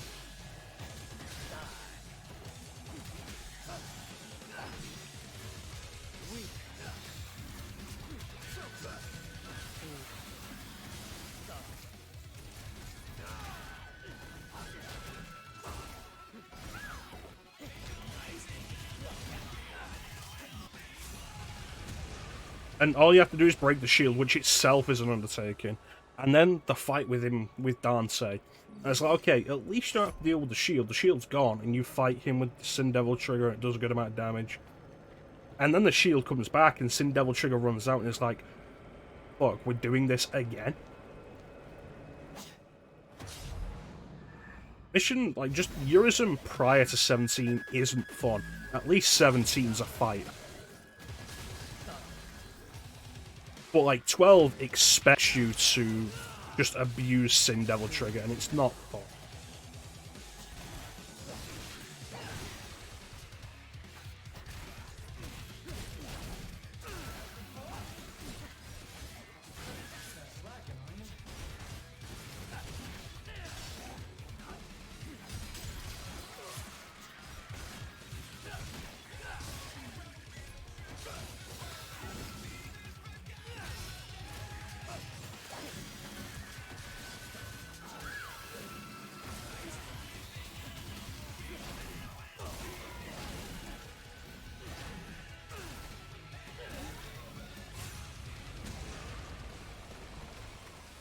I think my favourite fight in the game is probably Mission 19. But I've always been a fan of, like, in games like this, fighting, like, you-sized enemies. You spend so long fighting weird-shaped enemies that are just, like, bigger and in all, like, different manner of forms and styles and such. So it makes the whole occasion, whenever you fight an enemy that's shaped like a person, a little more interesting. And I've said this before, it's why Nilo Angelo is my favourite fights. My favourite boss in Devil May Cry 1. It's why I love fighting Virgil in 3. It's why Kratos is probably my favourite fight in 4.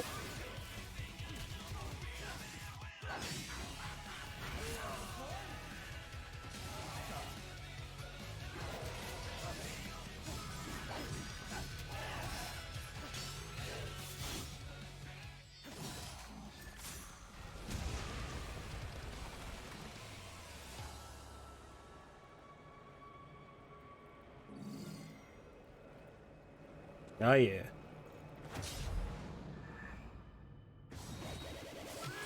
And it's the same in like Bayonetta.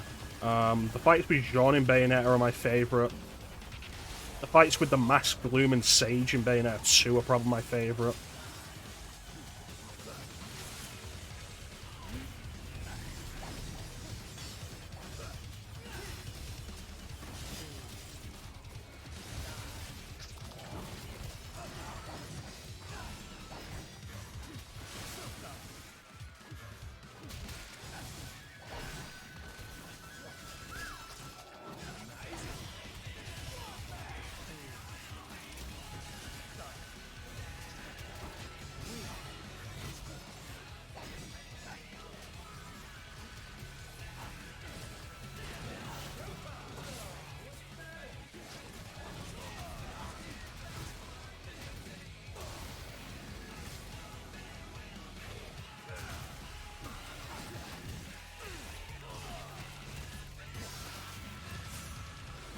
What else is there?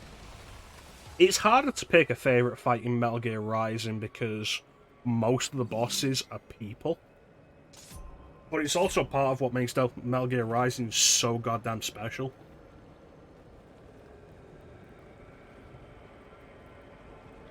Like, every boss, almost every boss fight is a person. And they're all so varied.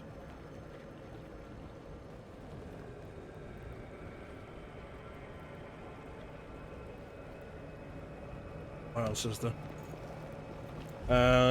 It'd be spoilers to mention it for Astral Chain.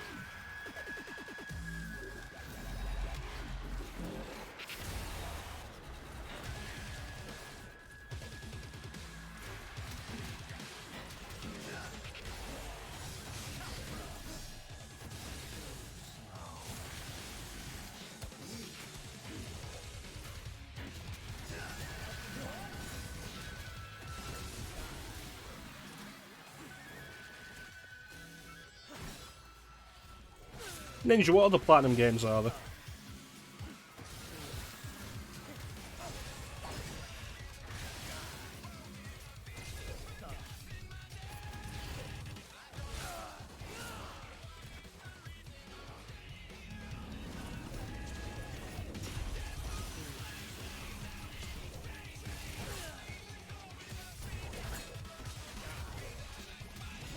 Yeah, but I've still not done Nier Automata properly. This mod's more for you people than it is for me.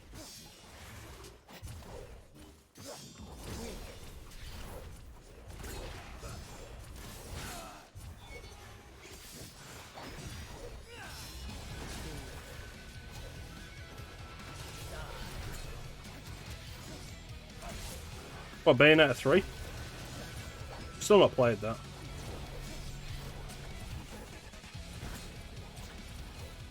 Still not bought it.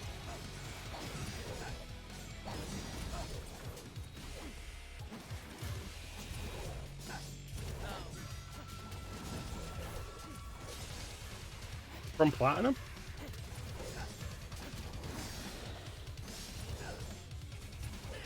Was it the Cereza game, Bayonetta Origins?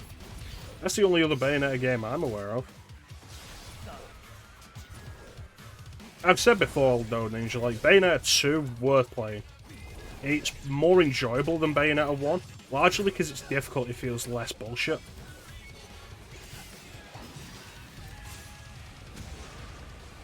Like, it gets difficult, but it feels less bullshit in, like, sudden difficulty spikes and then going back to being.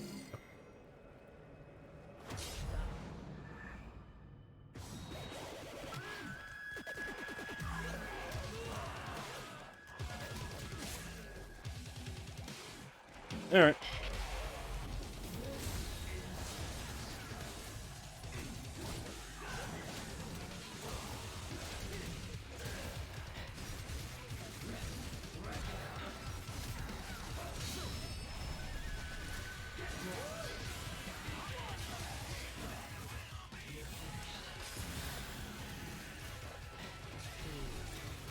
Yeah, Astral Chain came out a while ago. I played it twice now. And, like, I am absolutely so goddamn down to do Astral Chain a third time for stream. Which, I can't think of any better way of telling you how good Astral Chain is than, like, I'm willing to play it a third time. And it's not a short game.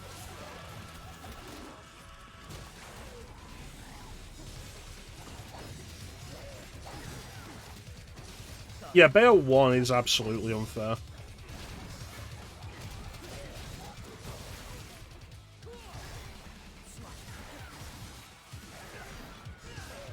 Bayonetta 2 is definitely better about it.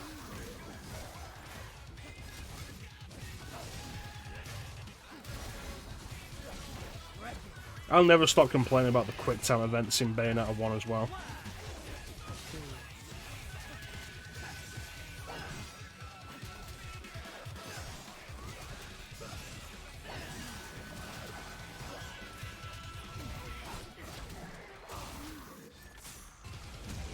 Yeah, Bayonetta 1 just...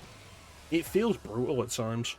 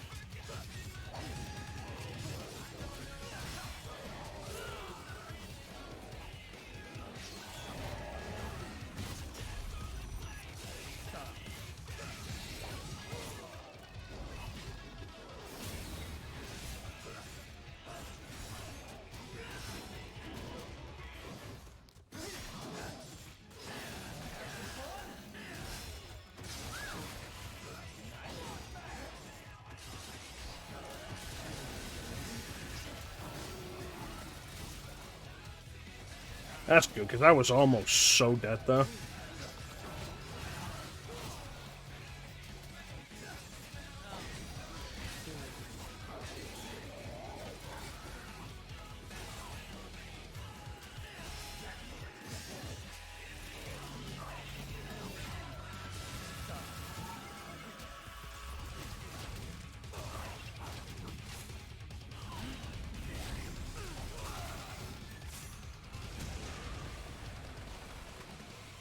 That was a rough stage. I did not great there.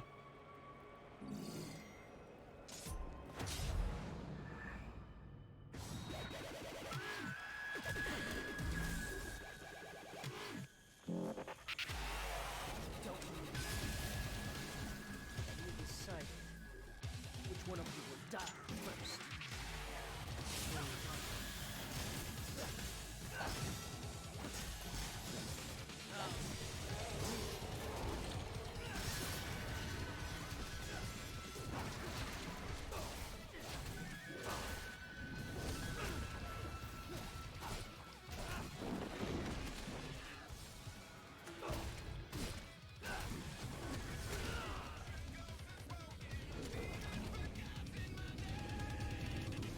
Still not side of the only thing you know for real. Or the only thing I know for real. A good song.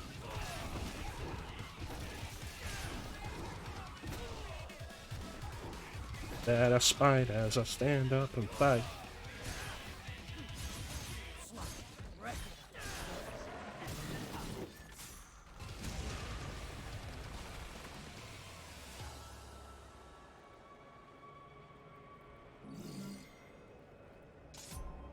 Hate the behemoths.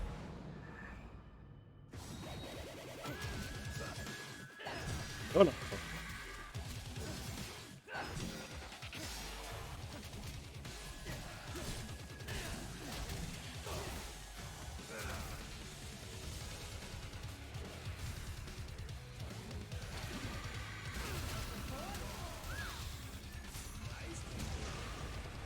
Thought he had me.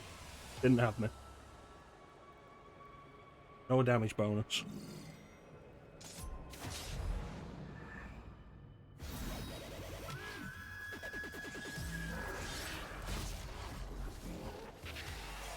Alright. Play with the big boys.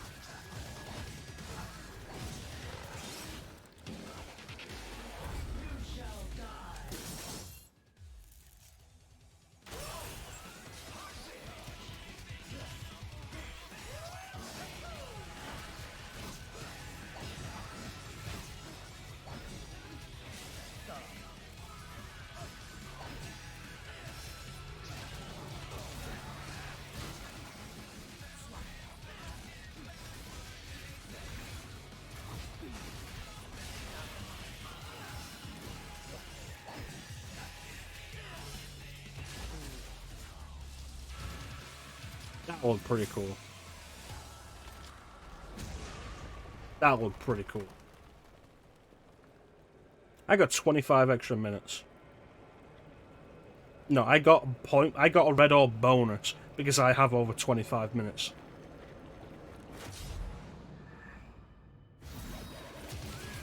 Alright, so the furthest we got with Dance was 57.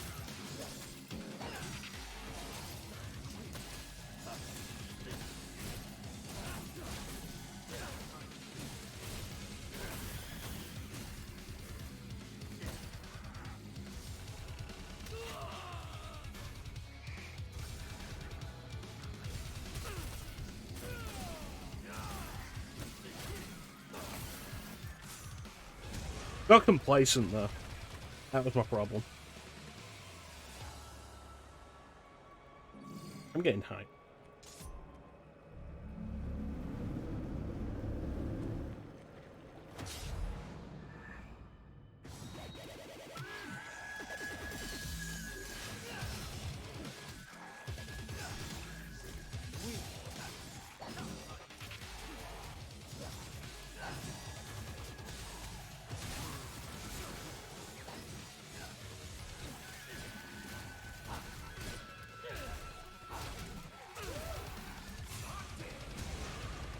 .52.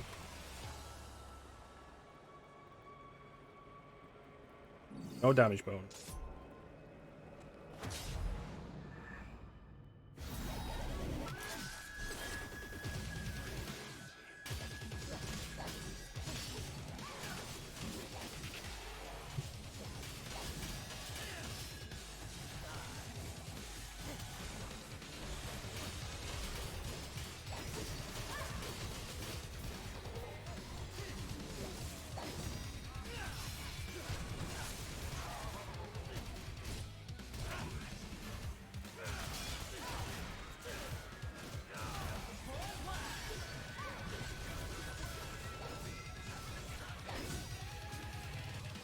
Why are you not dead?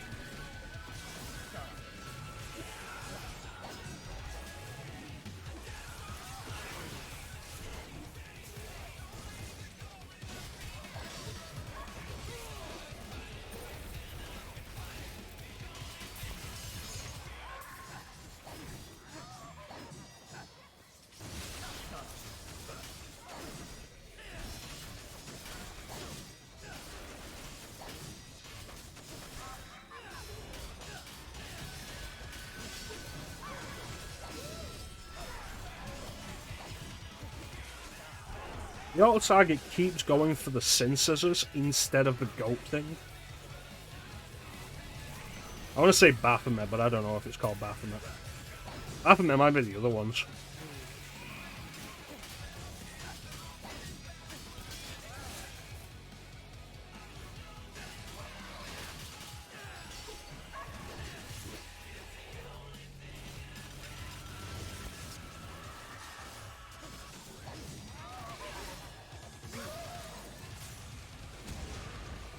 That one wasn't as good.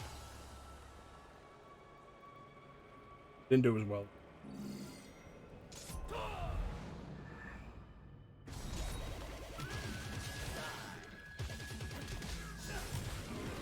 It's at this point though where the enemy combinations start getting like really interesting, but also like, oh my god, please.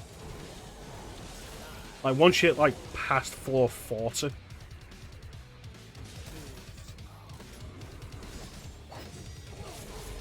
Alright, no playing around with these ones.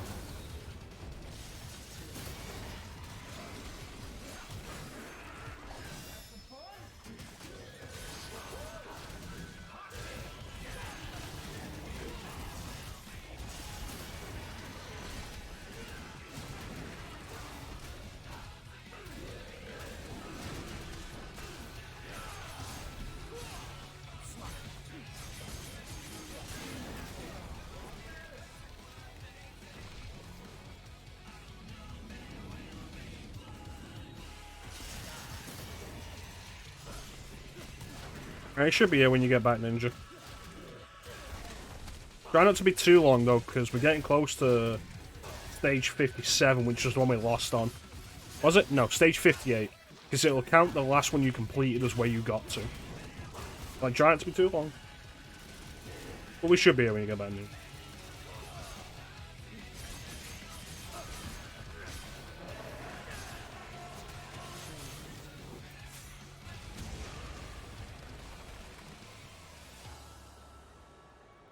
And up on the dragon's back.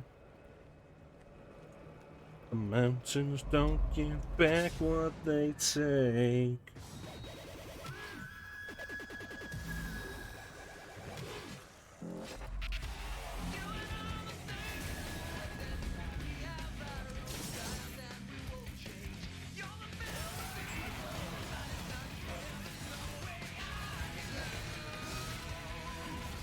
How you doing, Teak?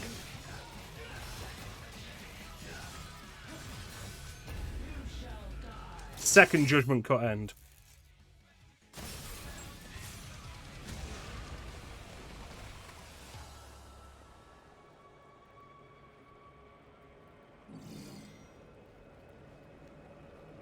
Hmm.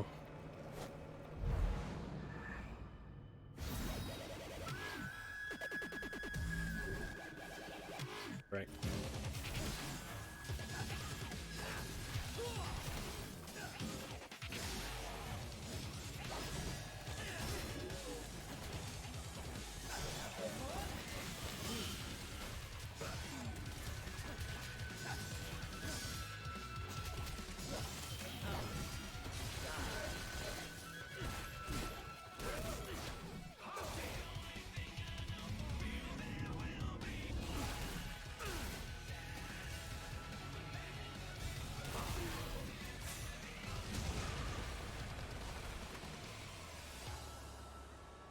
Six.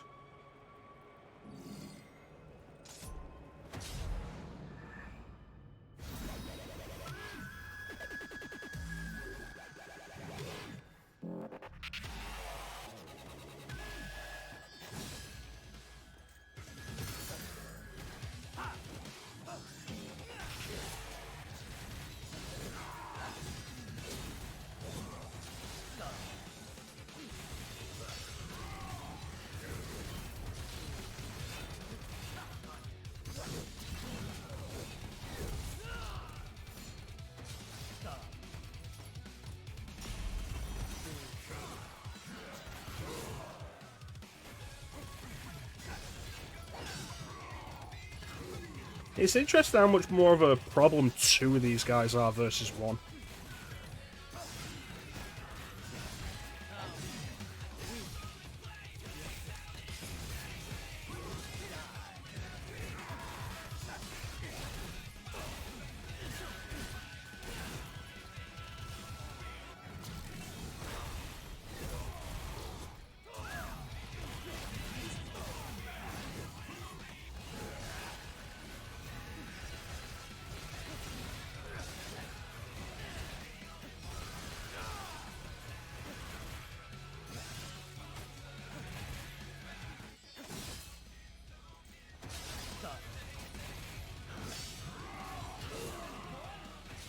Pressed that the wrong time. I've lost that entire thing then. I could have ended us on triple X.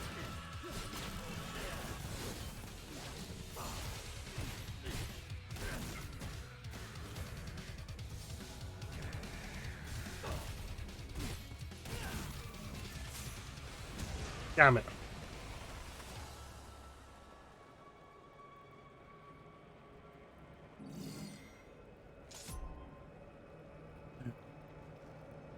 Stage 58 next, which will be where we lost with Dante. And if we make it past this next stage, we'll be the furthest we've ever been in Bloody Palace.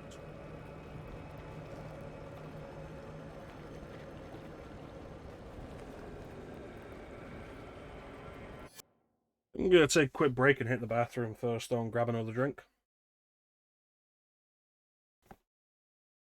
So, go anywhere.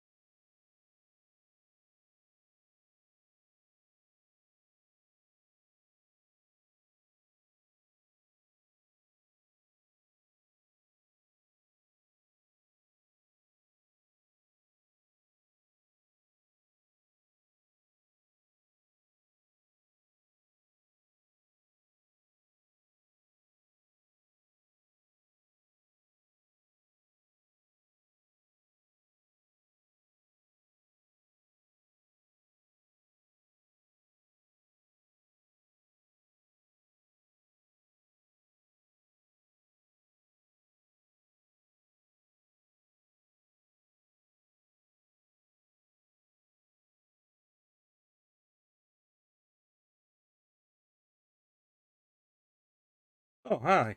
I didn't see you there. I was busy playing cult classic Devil May Cry 1 on my Nintendo Switch. Available now. Nintendo eShop.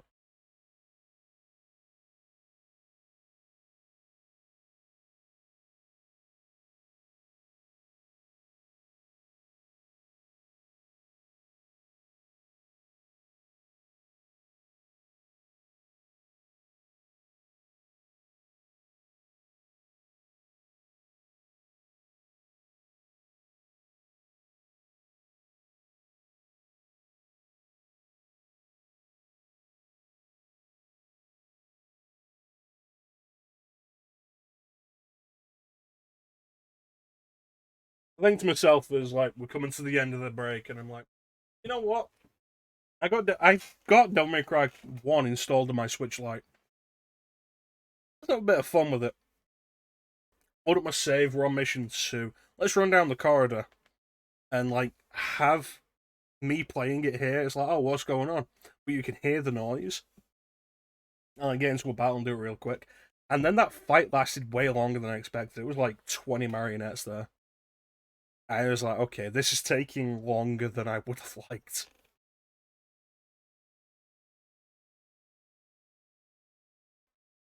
Alright. So you didn't miss too much, Ninja. We got to stage 57. If we beat the next stage, we'll have made it further than we've ever been before. Also, Teak is lurking somewhere.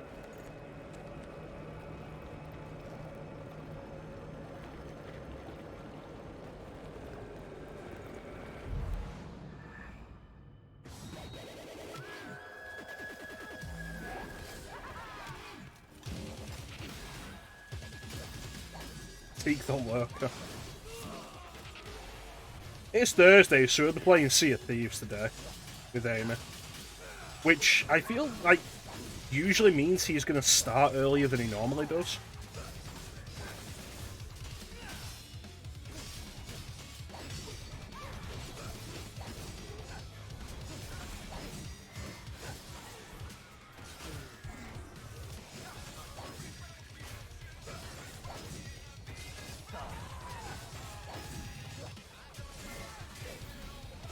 Yeah.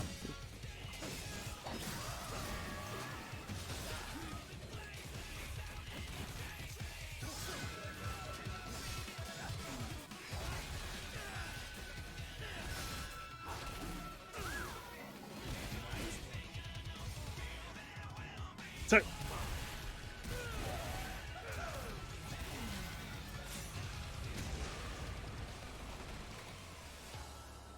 alright, so I must have really screwed up to have lost to stage 58 there, as Dante. Which, it happens. Sometimes you just mess up on the simplest things. These guys need to go quickly. Because, like, fighting a Proto-Angelo while these fuckers are just trying to stab me will be a pain.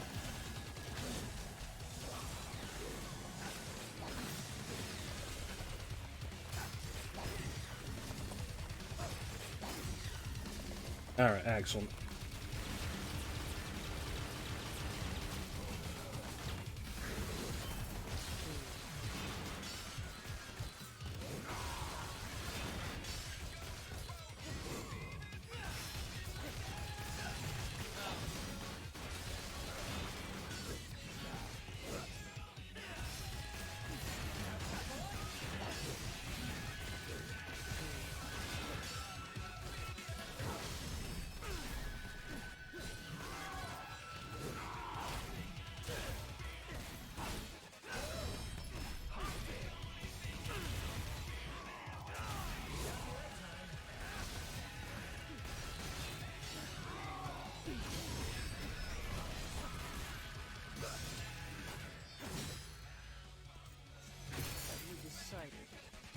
Which one of you will die first?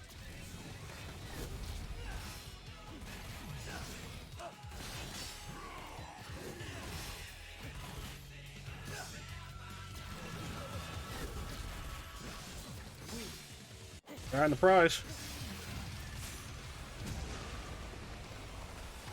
Alright. So we're now further than we've ever been in Bloody Palace. and stage 60, if holding true to the previous multiples of 20, is going to be a boss. I feel like it's not likely to be Nidhogg. Baba Yaga, maybe? Not Baba Yaga, Malthus.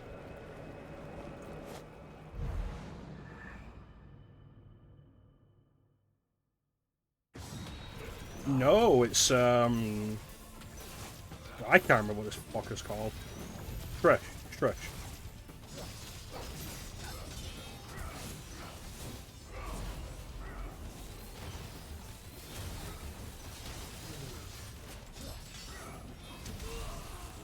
Which means this is going to be dangerous.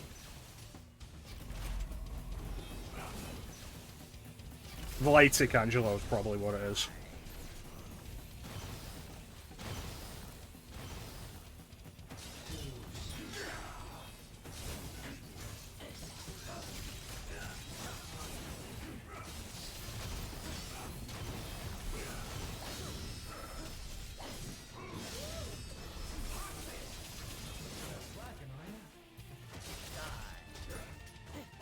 No, you know what? I don't think that is what it is. I think it's Volatic Knight something Angelo.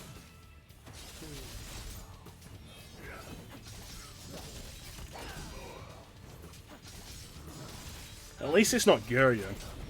Like, the Gurion fight in this I was not fond of. Elder Gurion.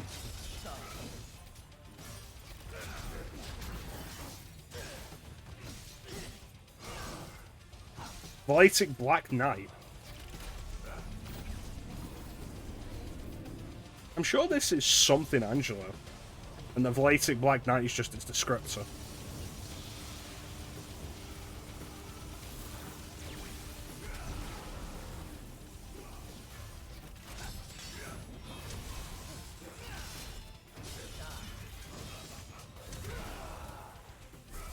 Shit.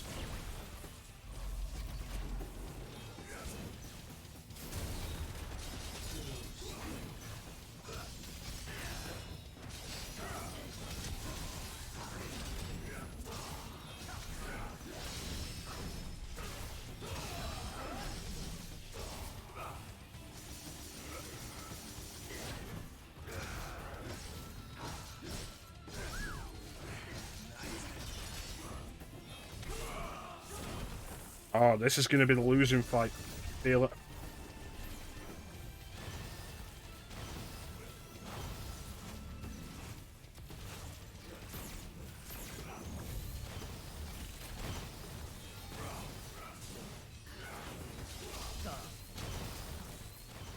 Yeah, this is going to be it.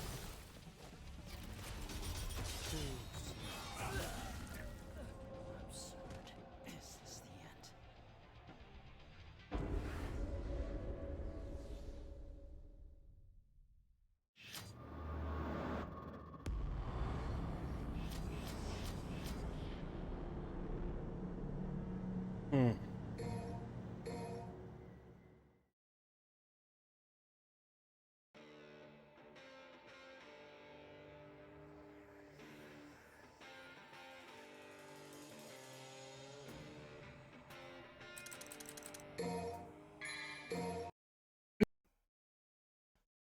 No, it had me for most of the fight. I was too aggressive. Absolutely the problem with it.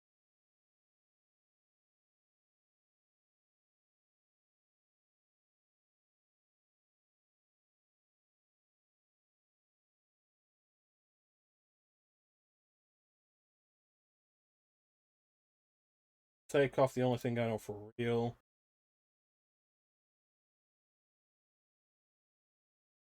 We could put this on, but it will probably hit us with a copyright.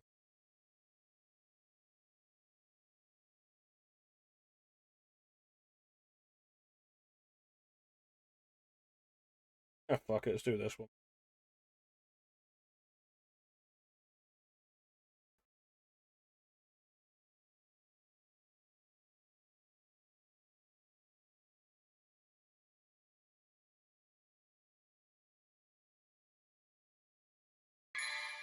The problem with like going through Bloody Palace again, or like a complete run, if you do it successfully, is going to be like an hour and a half. A bunch of time to just commit to it. Bury the light deep within. Cast aside, there's no coming home. Drifting in the ocean. Devil may cry. Through vacant halls, I won't surrender.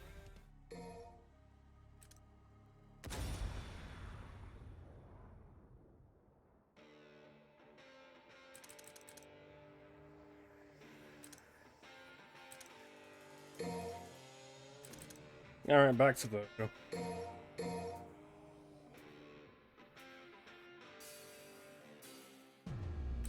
We got a lot of orbs though. But Virgil's like complete except for the EX provocation. Oh yeah, it's 57 gold orbs a month.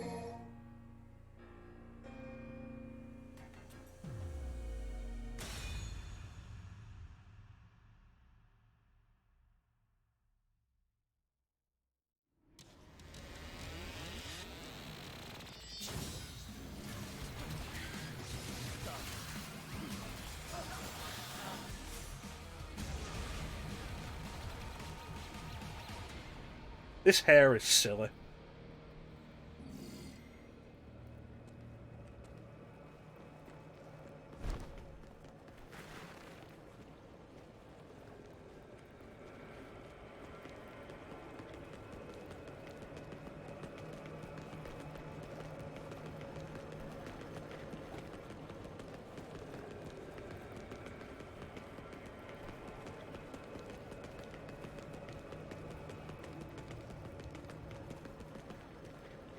Oh, this hair is actually related to Trish in some way.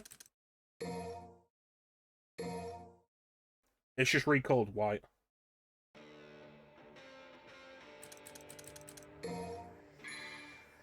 Let me turn this. That hair is just...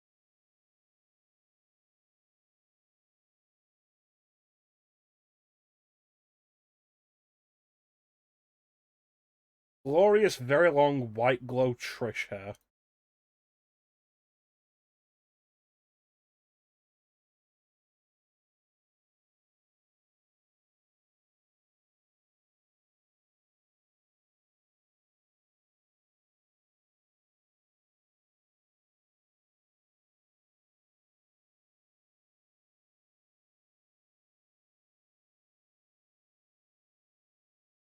Honestly, I kind of just want to stick with 2B, because 2B is really good mod.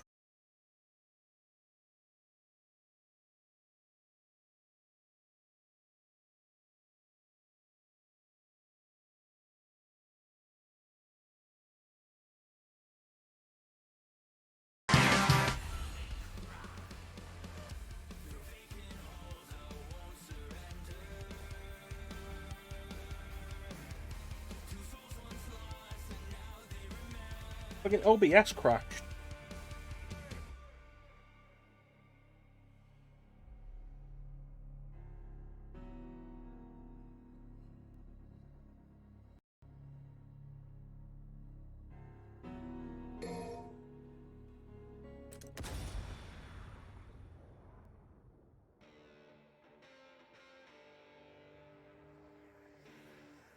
Yeah, OBS just crashed.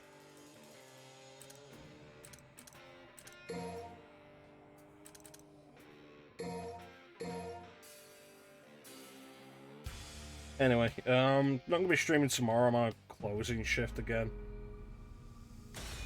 Saturdays a maybe. I get out at 9 o'clock. We'll see about that, but it's probably...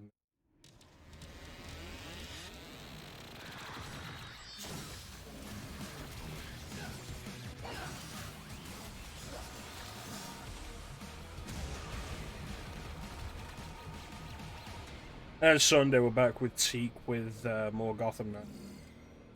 I think we're actually closer to the end than we thought. Zeke and I were talking about it last week, like,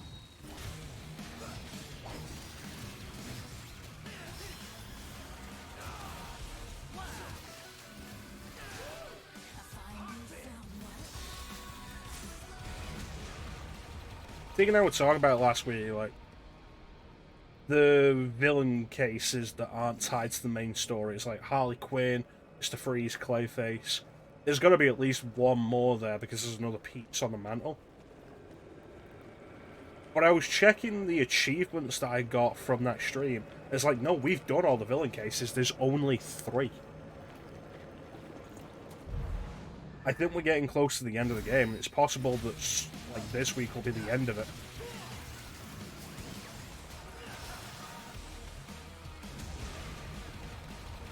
Like, that'll be interesting.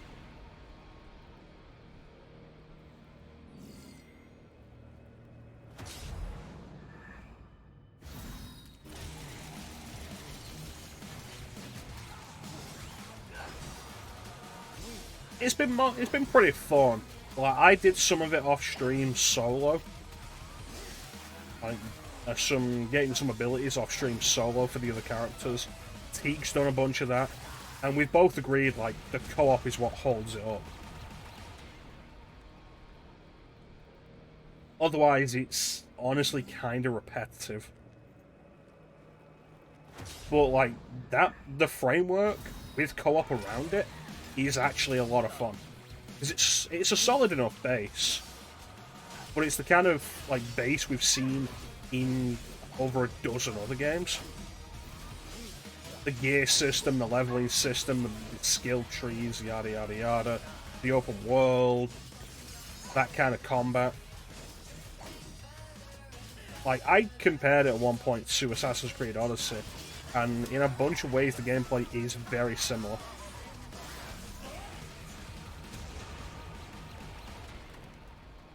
But, like, that framework becomes completely revitalized with the addition of co-op. Like, full co-op, the ability to do all of it with another person.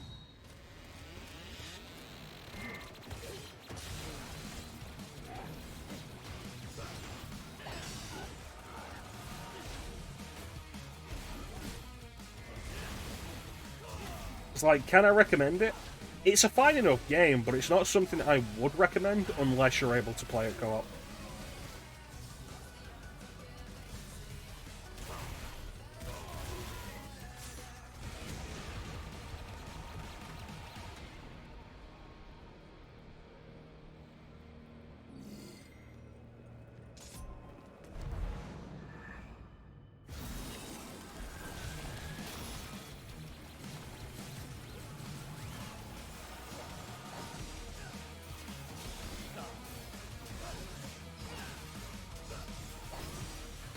Well, I say that, but that's really from my perspective. If you're the kind of person who just enjoys this kind of game, it's fine. It's competently made, it's got a decent amount of variety to it. There are 0 microtransactions, which I bring that up every time we play it, but, like, it's astonishing to me that it's a game in that style, and once you've bought it, there's one DLC pack which adds new costumes, and that's it. No XP boosters, like, nothing like that. No super special gear that you can only get through purchasing. Like, nothing.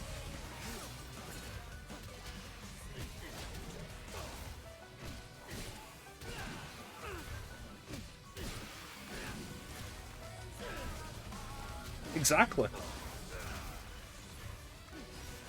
And, like, that elevates it in my book.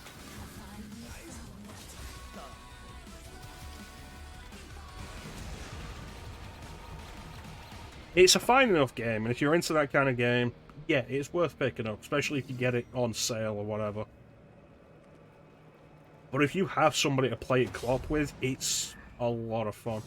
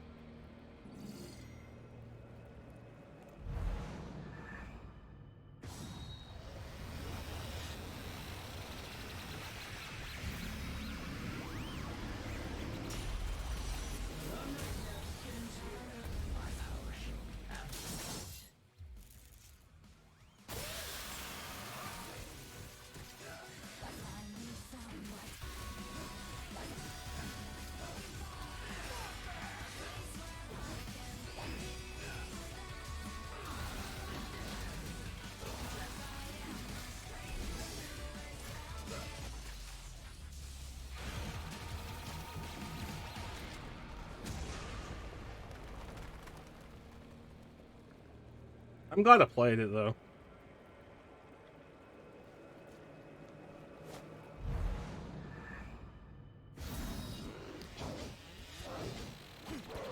Like, there were ideas that were shown pre-release that had me, like, very hesitant with it. Especially the whole... I'm just gonna call it... It's not something that started with Assassin's Creed, but I'm gonna call it, like, Assassin's Creed-like ideas, with, like, the gear and the leveling system, the skill trees and such. The very generic, modern, let's extend the gameplay out by adding levels to everything.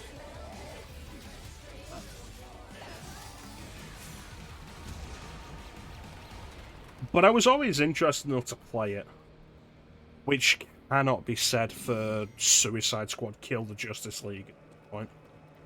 Because we finally saw gameplay for that, and it looks like the most boring fucking thing. The most generic, cash grab bullshit. And it's like, oh, that has microtransactions, that has a battle pass, it's gonna get DLC characters, and it's like, cool, why?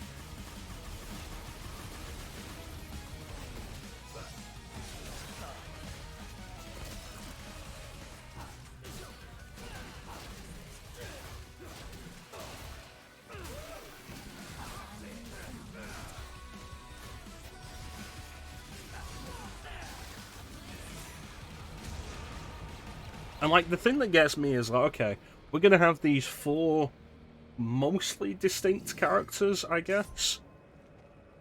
You'd assume Harley and King Shark would be melee-focused, Captain Boomerang and Deadshot would be range-focused, Deadshot would be all about guns, Captain Boomerang would be all about boomerangs. Harley would probably have her hammer and maybe a gun. King Shark would be, like, pure brawler. No, they're all shooters. Even King Shark.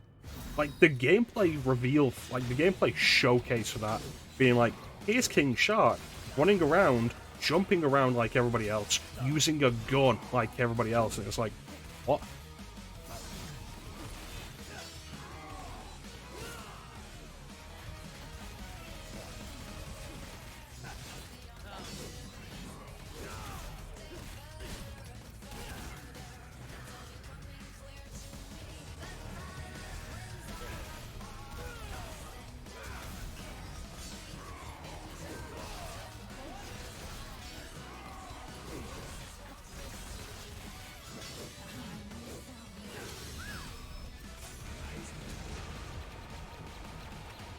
Yeah, Gotham Knights at least never looked as bad as that.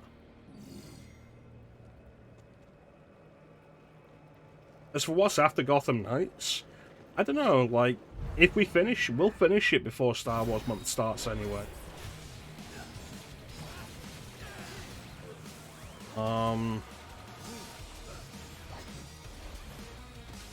Ideally, I'd like to keep Star Wars month focused on Star Wars games, and not just be like, oh yeah, on Sundays we're going to do something else because it's what we currently had going anyway.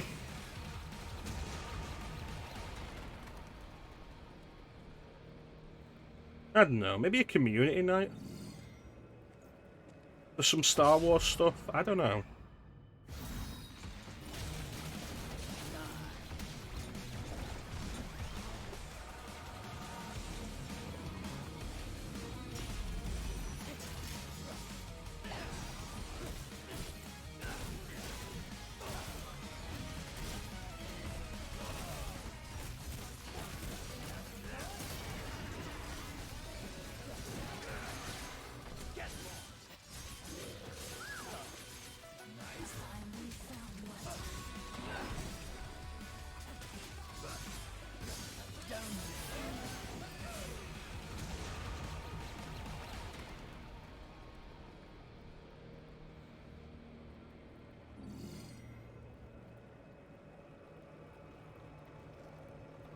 But, like, outside of Star Wars month, there's a bunch of stuff I want to do.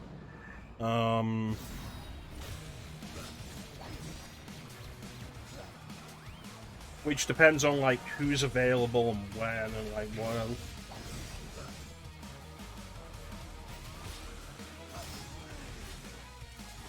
else.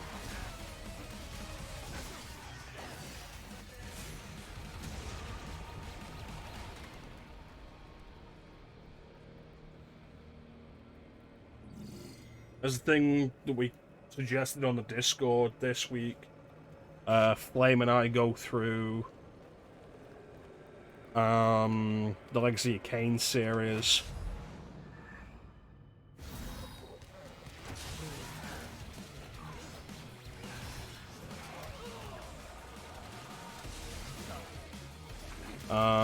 Clem and I want to go through the Final Fantasy VII New Threat mod.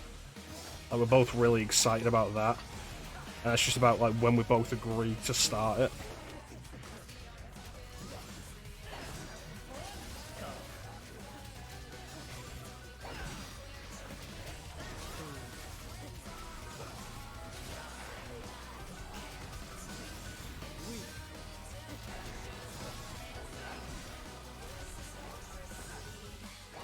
Oh, I've done that before, Dino, and it's not fun, honestly. Using Doppelganger and, like, that section of the Arkham fight where Virgil joins you, it's not great because you lose access to all the style abilities because of it. It's cool conceptually, but, like, in actual practice, you feel very restricted because you cannot use any of your style abilities.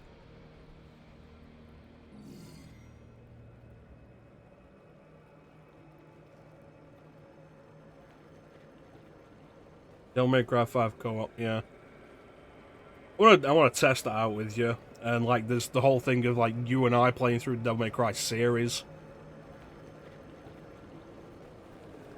Which, like, if we can work out the logistics of getting you to play as Nero,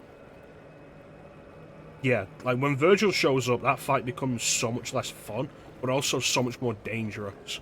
Because I think you lose access to healing items, but you definitely lose access to Devil Trigger. So you can't heal at all anymore. You might not lose access to healing items, but you lose access to Devil Trigger. My problem this year has just been like my schedule is all over the place every week.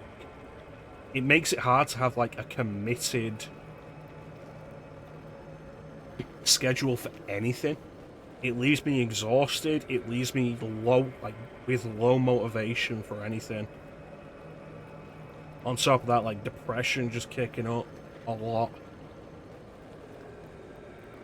To the point where like there's been days where I can absolutely stream and I'm just not. I could have streamed Monday I said on Sunday I intended to, and like I just didn't.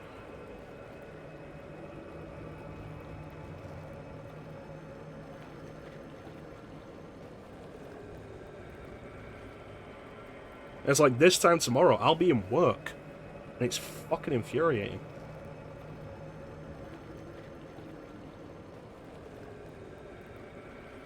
You don't lose items, yeah.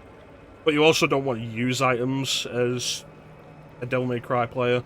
So, like, that's not helpful. But yeah, this Devil May Cry series playthrough I want to do with you, Ninja. Legacy of Kain series playthrough with Flame. Final Fantasy VII New Threat with Clem. Resident Evil Outbreak. Actually, I should be spending this time talking to Ninja. Ninja, fuck off is who he is. Like, the Resident Evil Outbreak stuff, I need to sit down and continue the 10 years of Resident Evil. It's just dead aim. Dead aim between us and Outbreak. And then be like, hey guys, Sundays, 8 PM GMT, we're going to be sitting down to play Outbreak. And we're going to be doing it multiplayer. Come and play with me.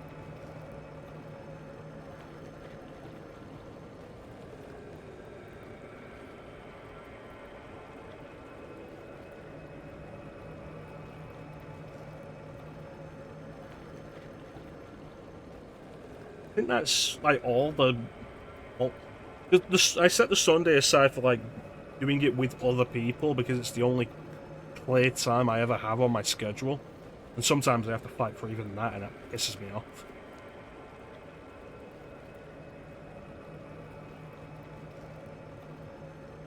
Like, last like on Sunday with Teak, it's like I had to.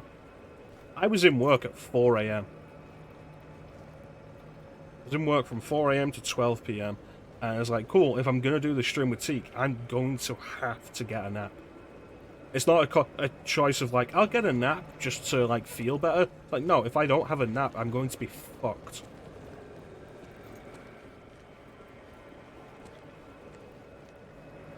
And it's always frustrating.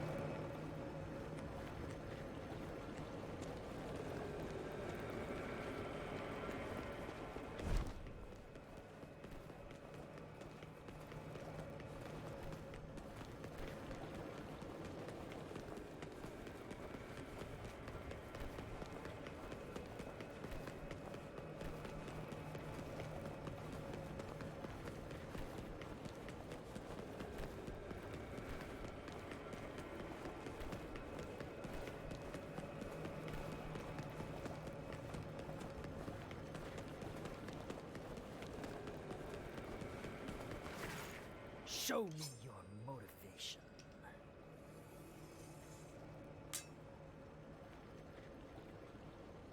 But yeah, like, after Gotham Knights, like, there's a bunch of choices.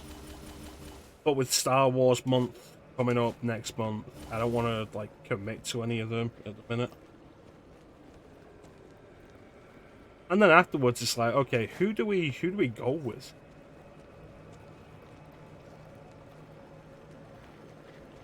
And, like, what's going to be the longer thing?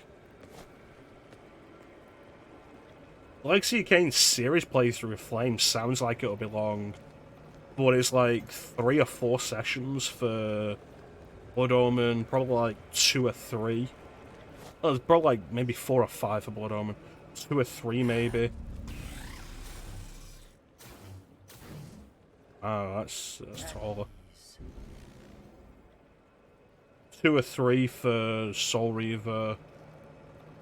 Probably like 2, maybe 3 for Soul Reaver 2.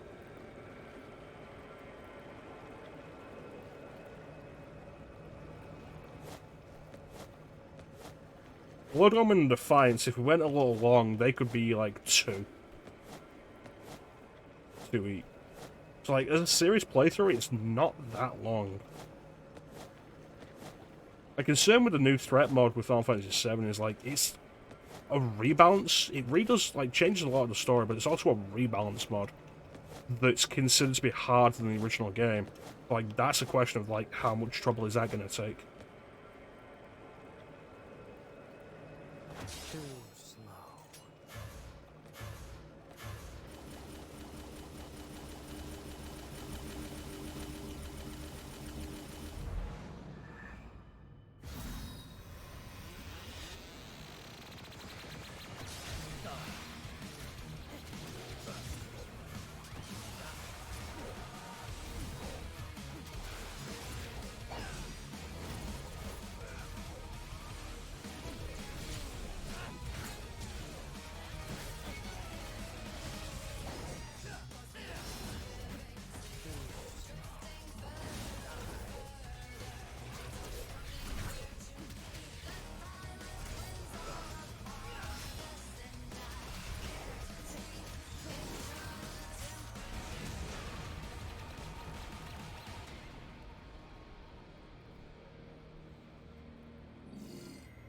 And like, there's a lot of stuff on the schedule anyway. And I've moved a bunch of it about. I started Sekiro. It's about working up the effort to continue that. I haven't played Hades in like a month. I did 1 session of it. And I should continue that. I just can't work up the effort for it.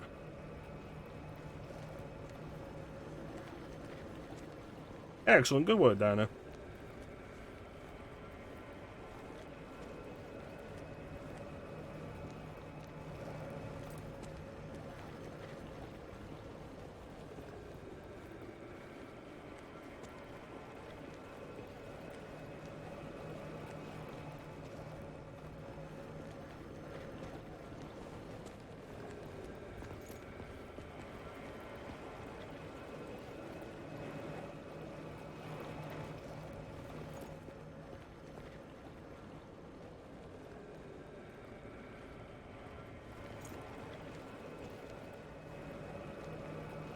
Yeah, I don't know them.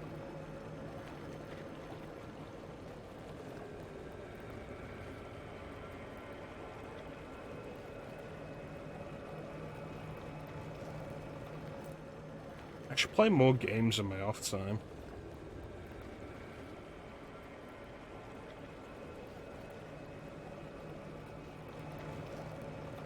I should probably take more time to myself off time.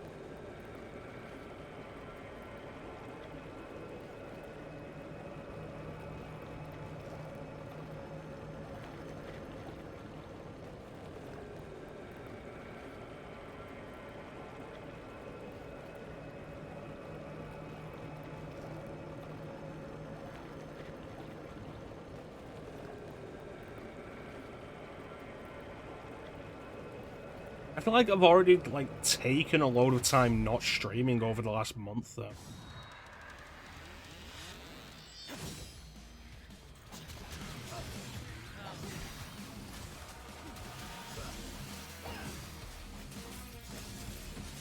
You can do it, Dino.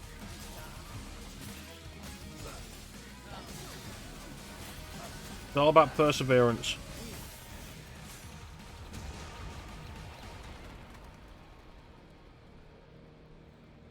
That was absolutely a thing when I was doing the Mission 19 fight. With the stubbornness of, like, I'm not going to use any items or gold orbs for this.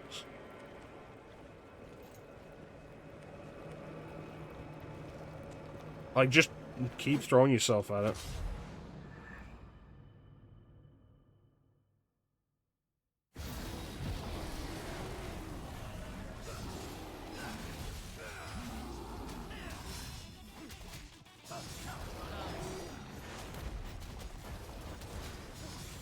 The problem I find with the trio is, like, it's just that they regenerate.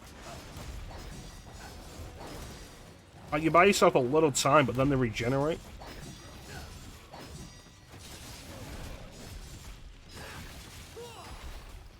I don't use Sin Devil Trigger mostly because, like, it's just a problem. I'll use it for healing, and that's kind of it. Because the actual mechanics of Sin Devil Trigger are still something I've not properly worked out. I feel like Virgil's Devil Trigger in this makes more sense mechanically than Sin Devil Trigger. Like, you use Sin Devil Trigger in fucking...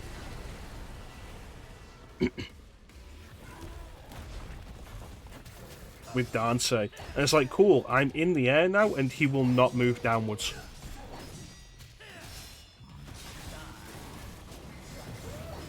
It wouldn't surprise me if that was the case.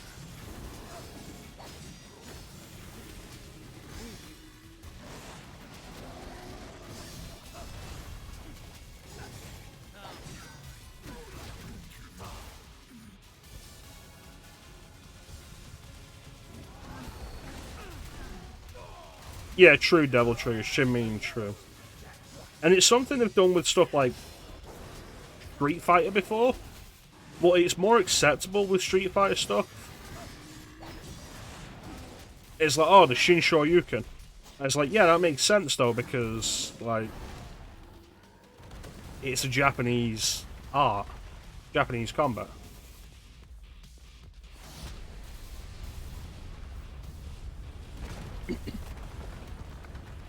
I usually look at Sin as meaning true.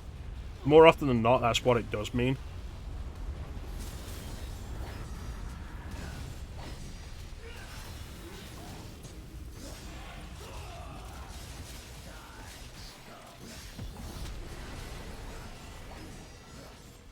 Dansei is a total weeb. He's also a virgin. Welcome back, Teak.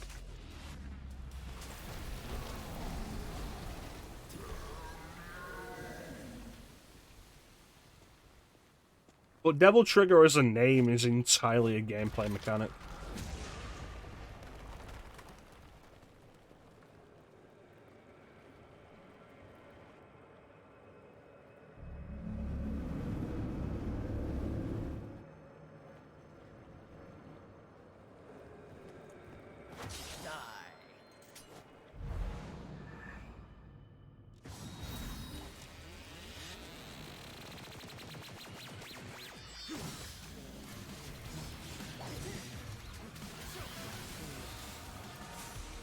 Am I even in practice enough to do mission 19?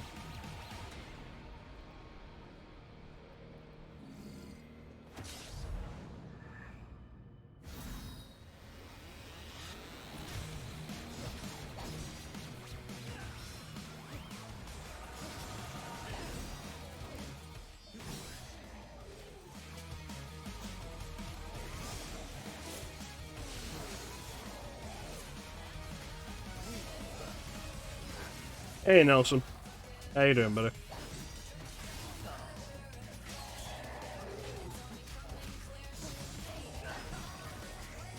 I think like one of the things that's really good about 5 is that it's super accessible.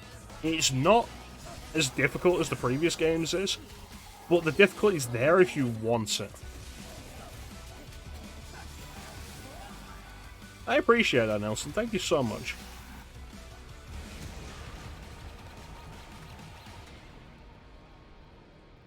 Yeah, the difficulty's there if you want it. Like the higher difficulties, some Sparta, Dante Must Die. But the standard game isn't super difficult. And it's certainly easier than 1 or 3.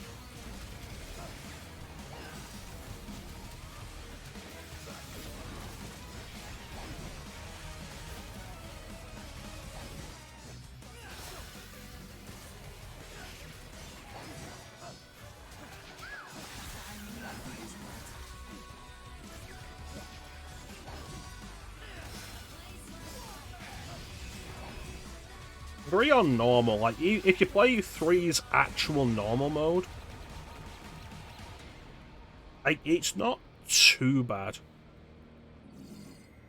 But it goes, like, you increase that difficulty and it goes probably so much harder than the rest of the series.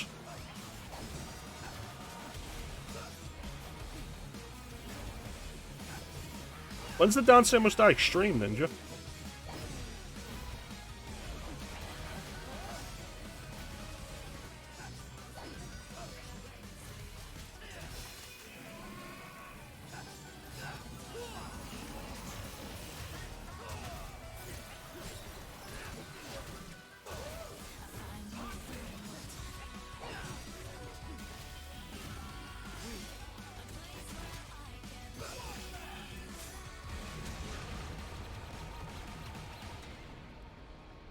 Would I stream Revengeance?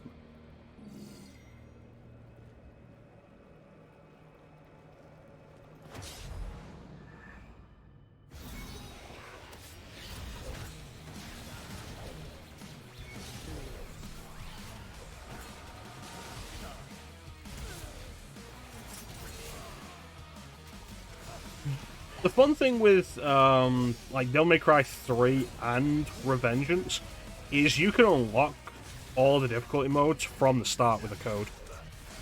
If you put the Konami code into Metal Gear Rising, it unlocks all the difficulty modes. Which is also nice, because it means you can do a fresh Revengeance file. No upgrades, like, no health upgrades, no combat upgrades, no new weapons. Just completely fresh. The true challenge.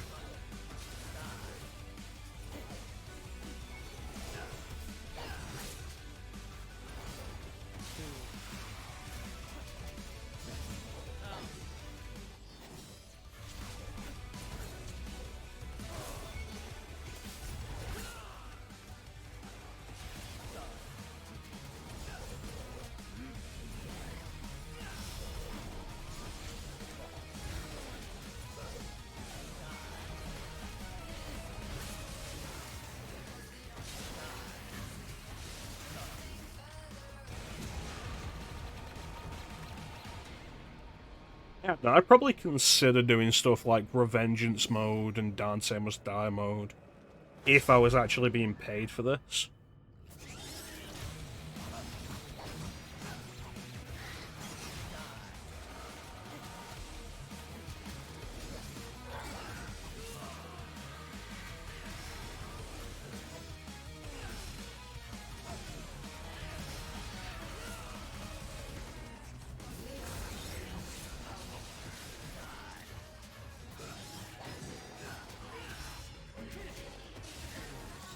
But that mostly just comes down to, like, I don't really enjoy higher difficulties that much.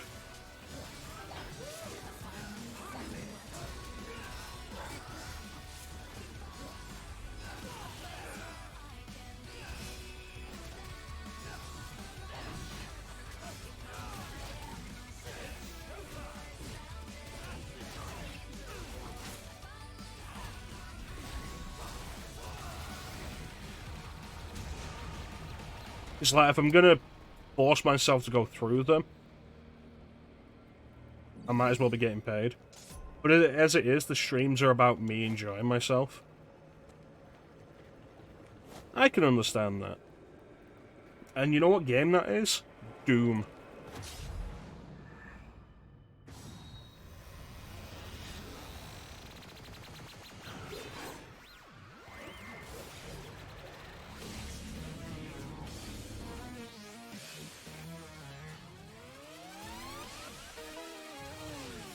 Oh, that's an absolute bop, that one.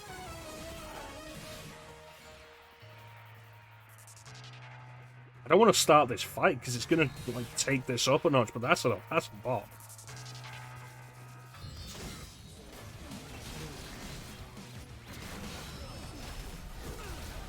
Yeah, it's like after doing, I did Doom 2016 on Hurt Me Plenty when I first played it,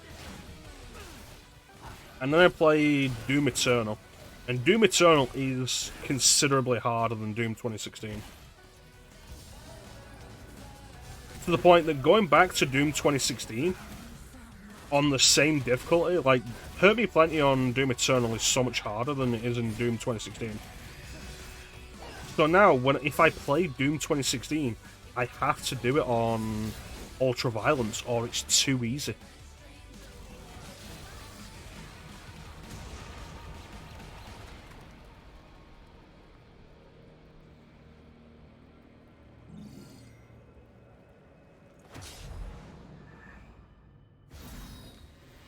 Of an incoin. That's the kind of thing of, like, it's why I do my job at work and nothing else. I've spent my time going above and beyond, and it gets you nothing but stress. It's like, cool, I don't need more stress. So I do my job. I do what I'm paid for, and that's it.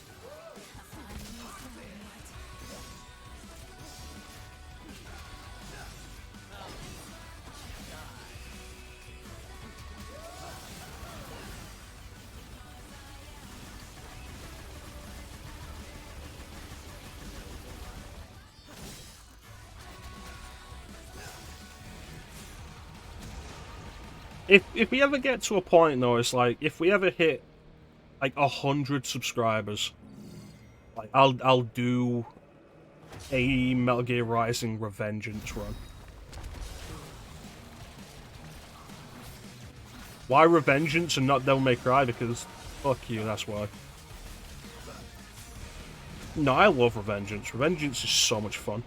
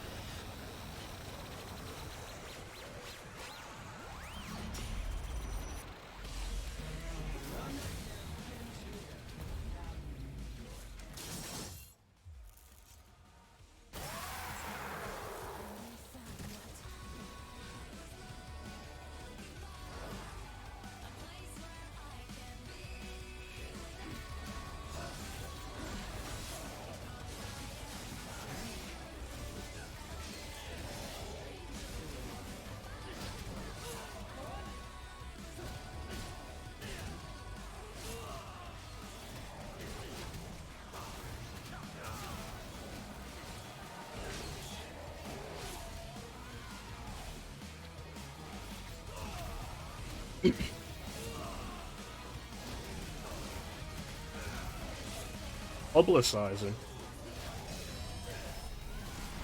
What do you mean by publicizing, Nelson?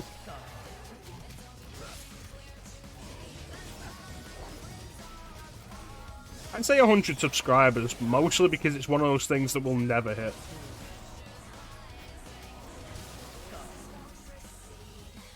Any different for you. Yeah, that's fair. It's like the thing of, what do we have? The craziest thing we have... Ah, Christ, that came out of nowhere. The craziest thing we have is the 1 million point redemption, Shin Megami Tensei, which is I'll play Shin Megami Tensei games, nothing else but that for a year. And the idea of that is like, it's never going to happen. Who's going to have 1 million points? Like, we got people like Bane and Teak who have been watching the stream and accumulating points for the longest, and they're below 500,000. And Clem, of course, can't forget Clem.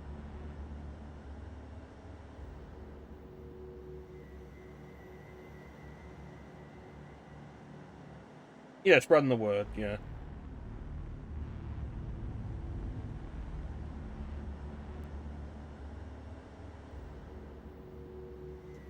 Quaintly effective. That's also part of it as well. Like, even if somebody decides they want to do it, it's gonna take them years to get there.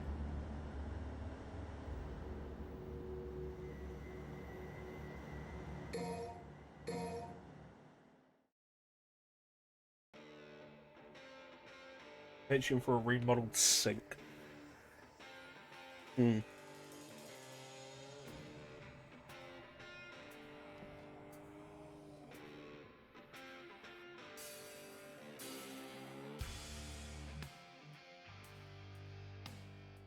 We're still working through 10 years of Resident Evil, Teak.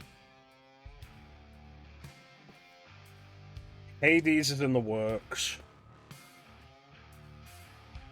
I gave you back your points for Luna with the promise that we'll do it eventually for free.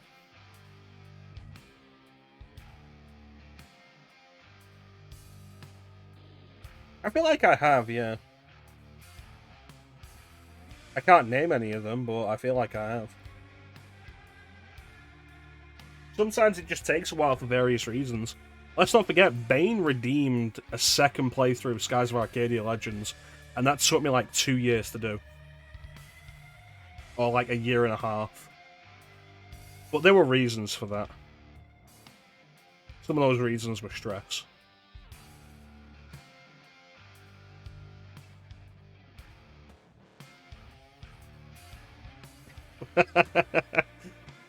Fuck you, Tig.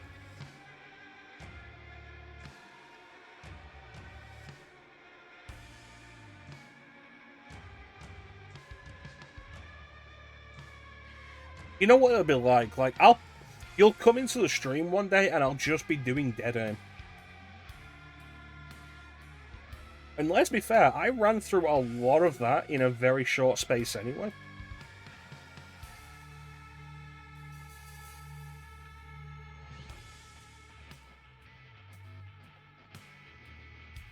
Hades was a redemption to just move it up the schedule.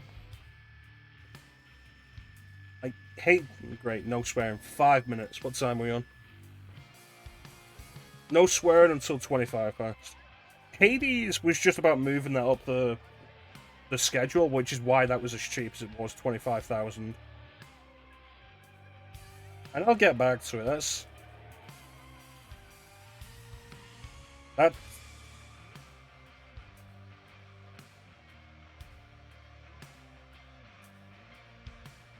That's honestly the same as just like streaming in general.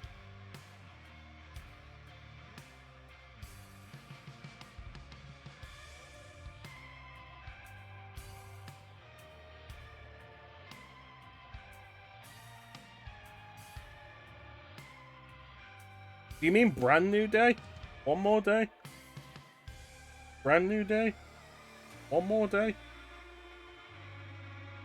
I assume you mean the one where he sells his marriage to Mephisto. We've been over this plenty of times, Teak. It's a dumb idea, and I still think that keeping Aunt May alive was a bad move. It was a stupid thing to do. She should have died in the Clone Saga. It was the best way they ever killed her off. Bruce and Barbara is not the best DCAU pairing. The best DCAU pairing was probably Huntress and the Question. You can fight me on that.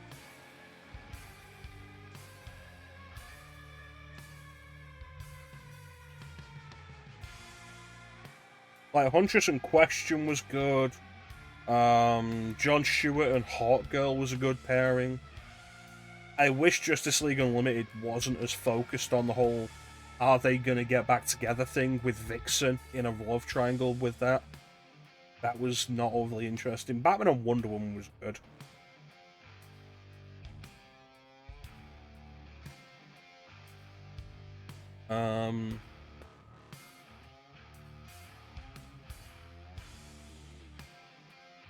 Yeah, we ran through a lot of Resident Evil very quickly.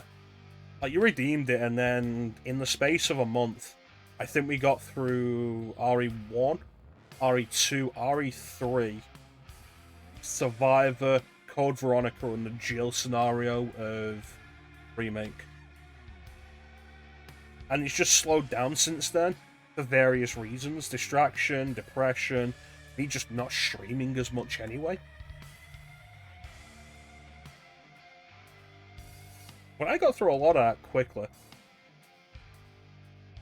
And now it's just the tail end of it. Dead Aim, and then the Outbreak stuff, which is going to happen slower anyway, because I want to get that on multiplayer. RE4 will happen quick enough. I've been kind of in the mood to play RE4 just anyway, for a while. Even before RE4 came out.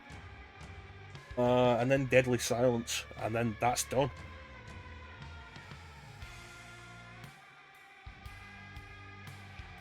So it's really just about going through Dead Aim.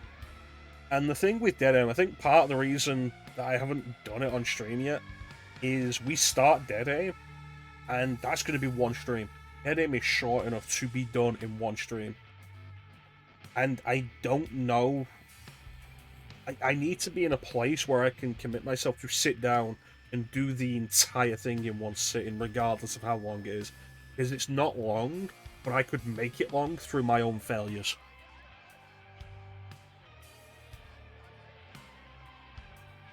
We got about 2 minutes left. Probably like 1 minute maybe, but I'll stretch it to 2 till it goes to 5. We hit 25 pounds.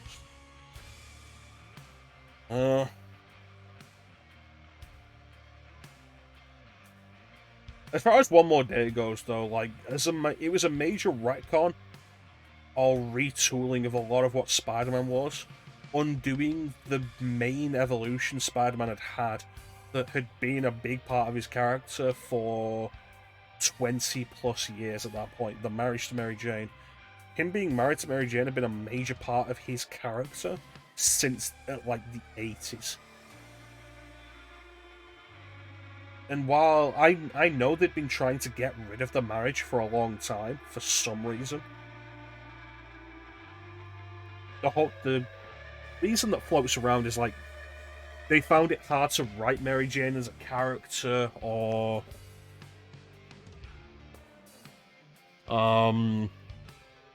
they thought Spider-Man as a character would appeal more to people if he was single. I would say bad Quesada, and then hit him with a rolled up newspaper, which is like, bad Quesada. No more of that. Away from the keyboard.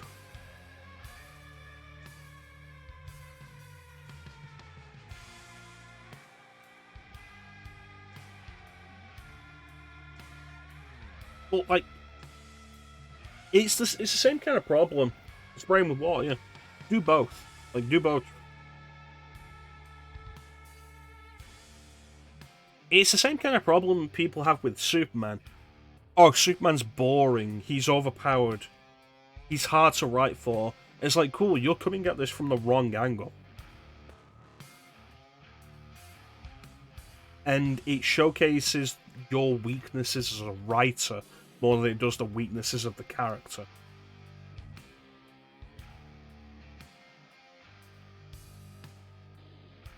And, like, look at one of the better Superman stories that came out in, like, the last 15 years.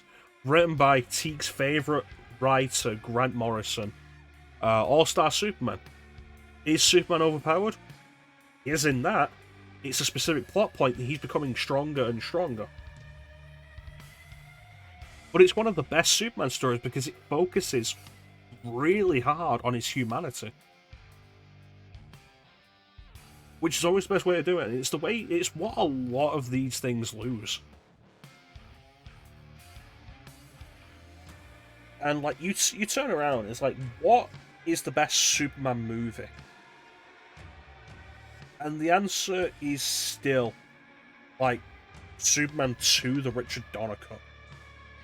Why?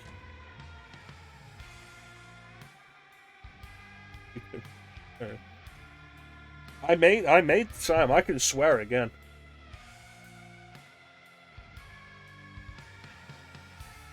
Like, why is Superman 2, specifically the Richard Donner version, which like it's like 2005 it came out, but it was made originally for like 1980. And if the producers hadn't just thrown Richard Donner away, but it's like, why are we in 2023 and the best Superman movie is still Superman 2? And I don't know, maybe a big part of it is like none of the others really care about him as a character or as a human. Man of Steel tries something, but it tries to make him modern and moody and dark, and it doesn't work.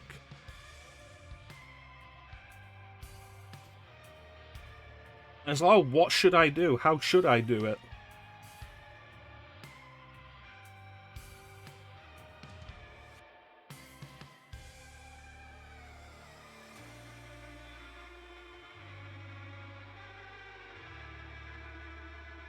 And like you get to the whole thing of like a big part of the point, and something Man of Steel absolutely missed, is the reason Superman is the big boy scout is because of his upbringing, Jonathan and Martha Kent.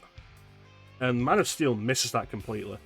They try something interesting, I'll give them that, with a Jonathan Kent who doesn't know, who's scared for what the world will think of his son. And it's an interesting thought. And so much of Jonathan Kent's character that we see in that movie is motivated by fear. And like there's the whole thing everybody always kind of craps on, of like Clark asking Jonathan, like, should I just let that bus of kids die instead of doing something? And Jonathan Kent's answer is, like, I don't know, maybe? Because he doesn't have an answer. It's the same kind of thing going back to Superman. There's the very well-known scene in All-Star Superman where a girl is about to jump off a building because her therapist has been held up and she doesn't believe that. She thinks, oh, he's just abandoned me like everybody else. And Superman gets to her because he hears the therapist on the phone with her on a train that he's just stopped from derailing, and goes and finds her. There's another scene very like that goes so much more in depth in, was it like Superman 600 or something? It was when Superman decided to walk across America. And it goes way longer and way more in depth, and it's a really good scene. Of like, there's a woman threatening to jump off a building, so he goes up there. Yes, that's exactly it. Thank you, Teague. J. Michael Straczynski grounded run, and he goes up there, and the big in for Superman in that is how much respect he gives the character. And she's like, you know, just stay away, don't come near me. So he doesn't. He's like, okay, I'll stay here, floating in midair, until you want to talk. And like, when you're ready to talk, I'll talk. and I'll be here until you are ready, and until then, I will just stay here and not move. And it's hours later. And, like, the whole thing gets really interesting with it. He promises not to stop her from jumping if she decides to make that choice. And it never comes down to it. He manages to talk her down and takes her down. And one of the cops asks him, like, would you have really let her jump? And he doesn't give an answer. And it's the same kind of thing, like, the doubt of it. And I think the answer is no. Superman would not have let her jump. He would not have let her kill herself. But he can't say that because it then ruins the trust of Superman if he says it out loud. But his respect for life is so great that he would have caught her and he would have just probably put her back on the ledge and tried to talk to her again. But it never comes to that. And I think that's a similar idea of, like, what Jonathan Kent is trying to be in Man of Steel. Like, I don't know. And there's a big focus on, like, when the world sees what you can do, it's going to change everything. All eyes will be on you. And he's scared what that will mean for his son. And Man of Steel kind of justifies that, and then BVS justifies it more.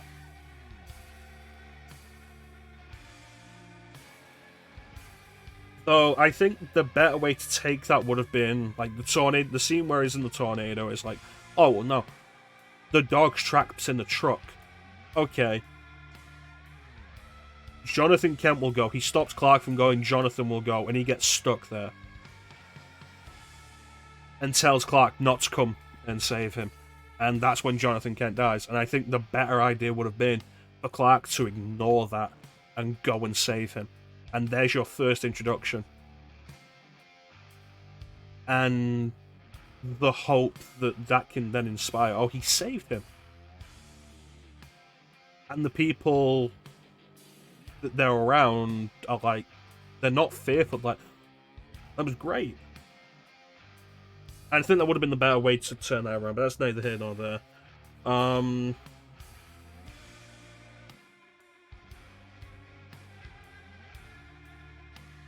Like, it gets back to the two Richard Donner directed Superman movies, Superman 1, Superman 2. The contrast, we get so much less of Jonathan Kent in Superman 1. But the contrast is the idea of Clark as a teenager asking why he can't play football. He'd be like the best football player ever. And Jonathan Kent's like, but why? What would be the point? You could do so much more. And then he immediately dies of a heart attack. Which itself is inspiring, but also limits the character in, like, here's something you couldn't do. No matter how strong you are, how fast you are, this happened and there was nothing you could have done.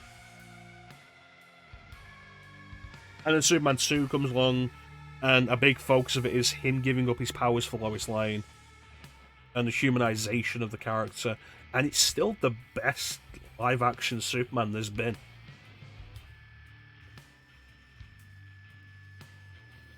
I've forgotten our original point.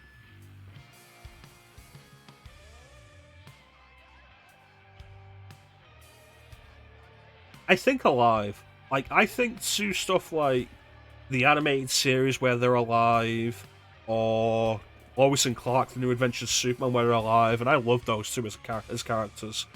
Or Smallville, where they're alive. I don't think Clark's parents have to die to inspire him.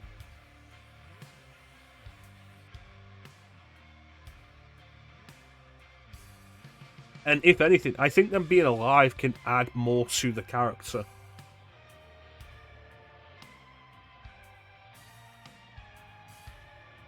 There's something more humanizing about a character who can do all the things Superman can do, but still goes to his parents for advice. Because he isn't all-knowing, he isn't all-powerful, he's still just one person. And you can turn it around and have him ask Batman or Wonder Woman or Jor-El, like, advice on anything. But there's something more humanizing about him going to his parents for advice on whatever. Yeah, both ideas absolutely work.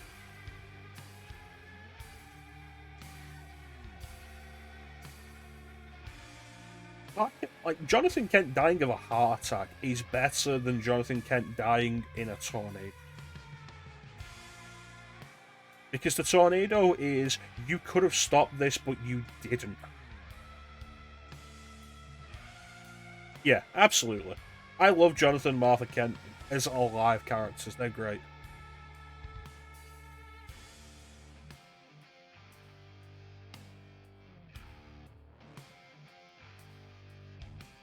It's actually a thing I kind of wish we would have seen in the Justice Lords universe. We see Superman having dinner with Lois Lane. I would have loved to see the interaction between that Superman and his parents.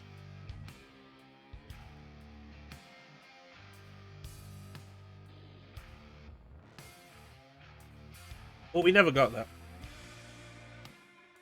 Even in the comic book follow-up to that, which was in the Batman Beyond comic. I think it was Justice League Beyond at that point. I don't remember specifically. But there was a point where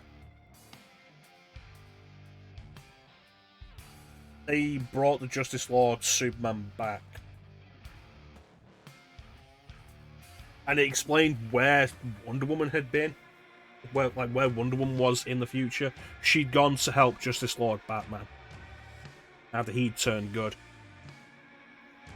And I think it'd probably be more interesting than Injustice, largely because Injustice kind of suffers in the same way as... It's the problem I've stated previously with, like, a lot of the more modern stuff, especially adaptations. They kind of revel in being violent and cynical.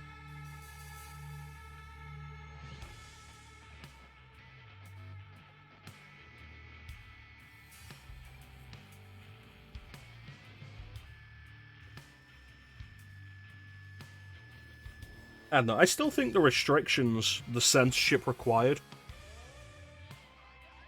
to be the cartoon at the time for just the entire DC animated universe really made them have to do good writing. And I think it's especially prevalent in a lot of the more modern DC animated stuff with Mortal Kombat versions of DC Universe, yeah.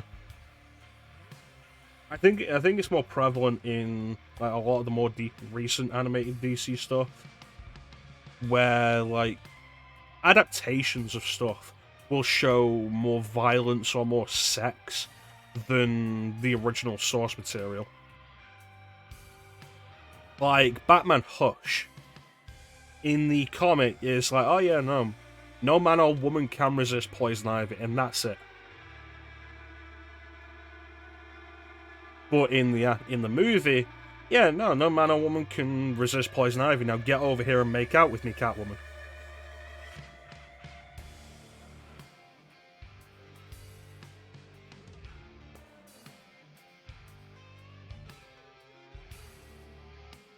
And, like, as much as I enjoyed DC Justice League Dark Apocalypse War, like, that film is just reveling in violence. Like, unnecessary violence. Did I need to see Batgirl get torn apart and eaten by Paradooms? No, I didn't. It doesn't make the stakes feel any higher than it would if you just saw her dead lying on some rubble. But she's dead, depicted as in, like, her eyes closed. And that's it.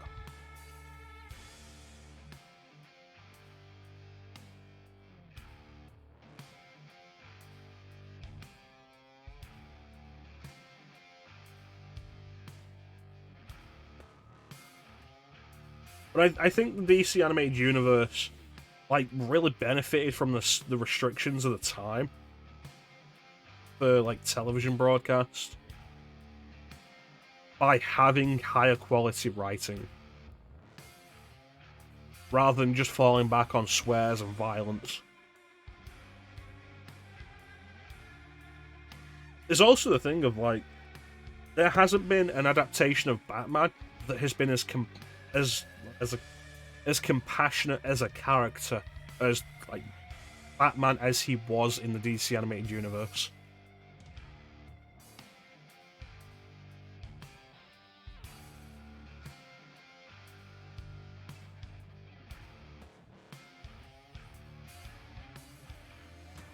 Yeah, it was a weird way to end it, and it feels like it was just like torch the franchise and run.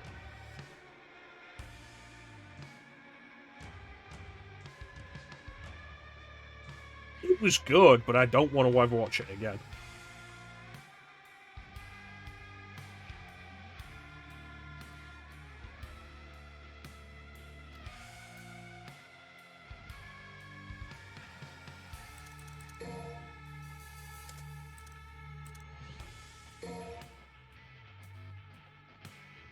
Alright, let's wrap this session up.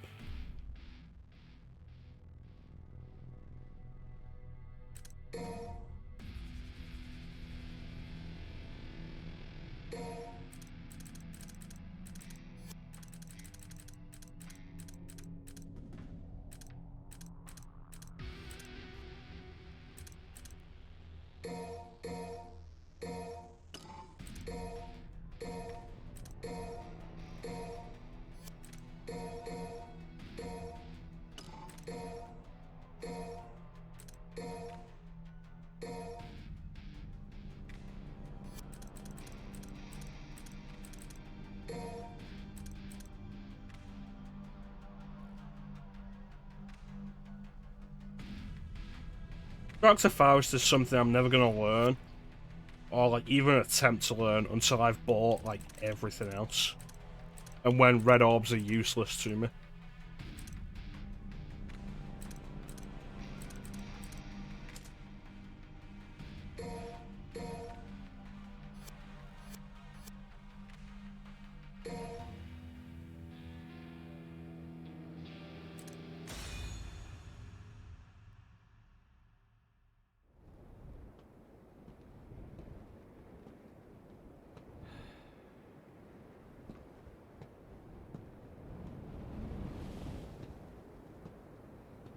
Hey, Virgil!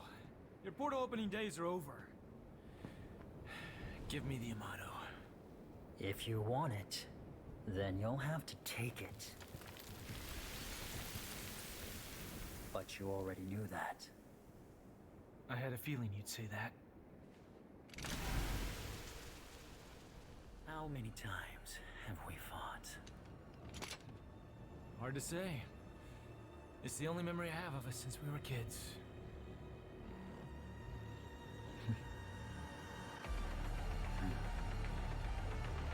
Time to finish this, Virgil. Once and for all. There will be no incest on this stream, Ninja. I won't lose the likes of you.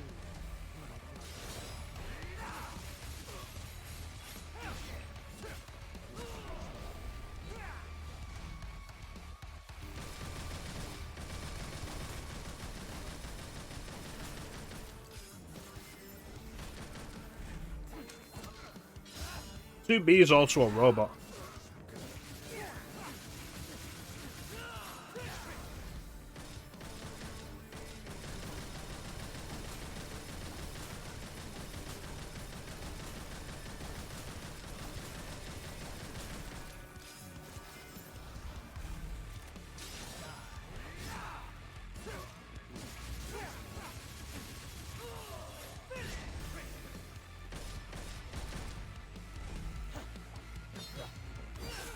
When one builds a robot, you shouldn't immediately just assume sex.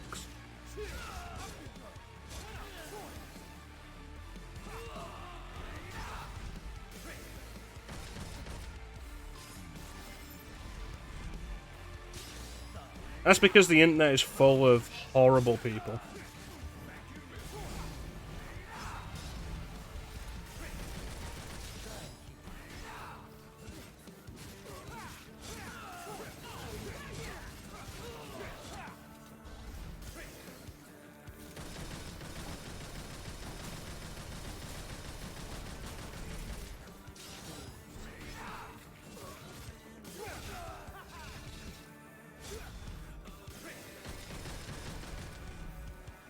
Alright, so phase 1's always fine.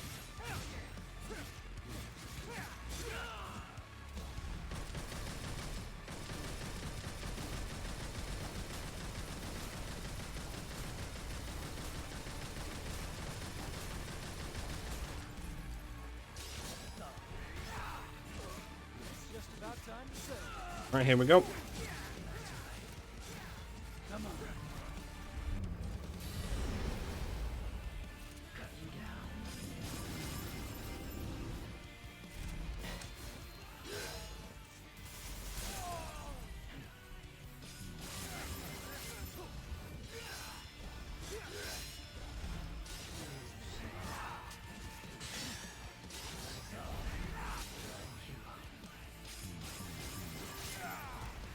Call on the wall.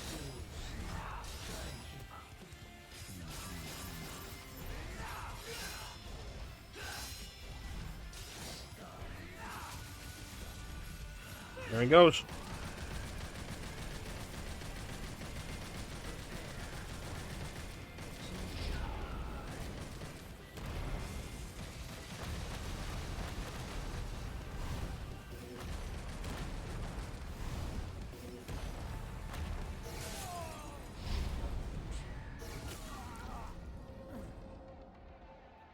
Yeah, I screwed that up.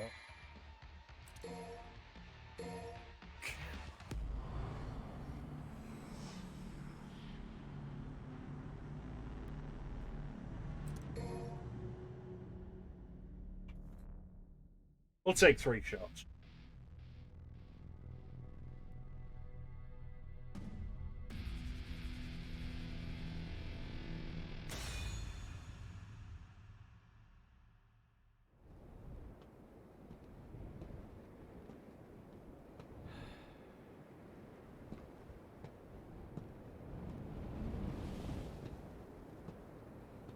Hey, Virgil! Your portal. I won't lose the likes of you. I love that people became obsessed with chairs. Like, it's so funny to me.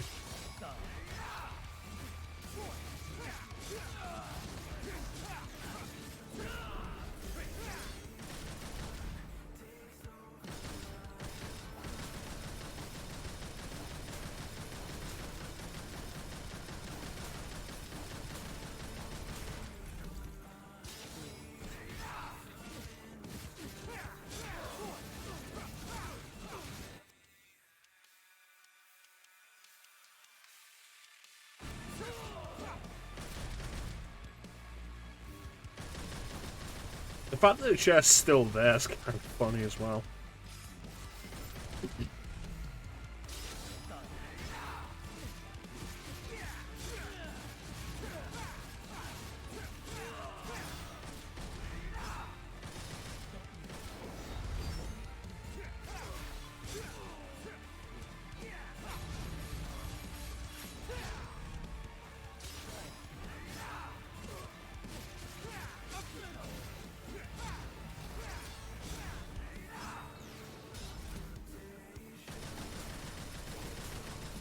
I sat on chairs like that. They're more comfortable than you'd think, but they break super easily.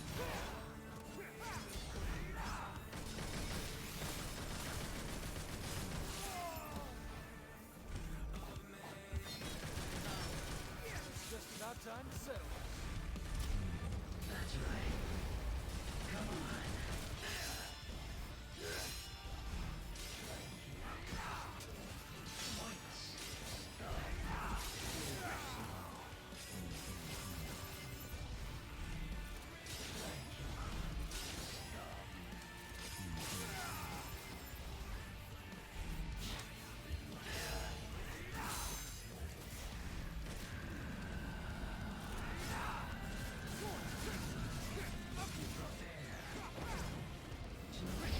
Yeah, here we go.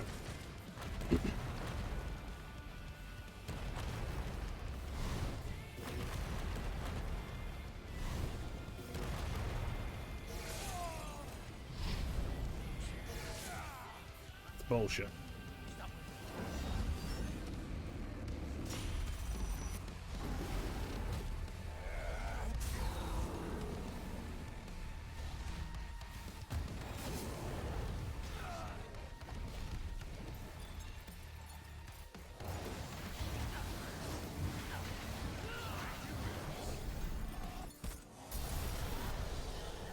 Cool, I got like no health back from that. Slay all.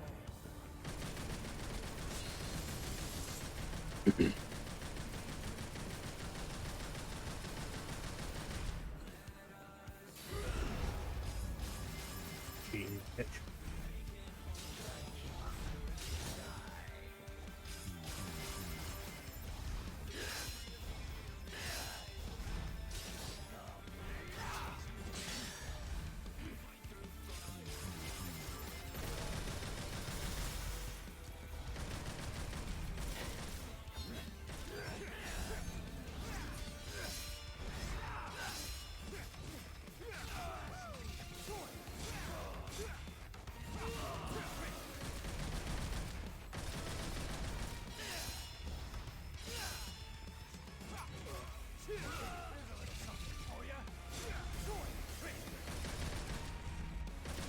I think the real hardest part of this though is when he summons Doppelganger.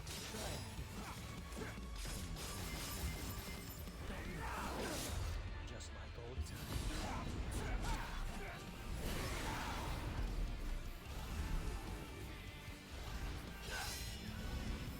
Because it's an added distraction.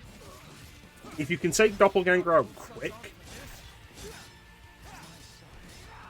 Nothing.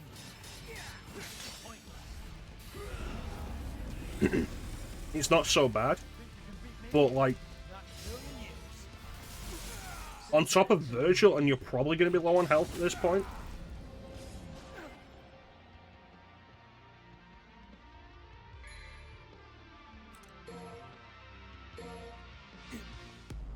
Alright, one more try.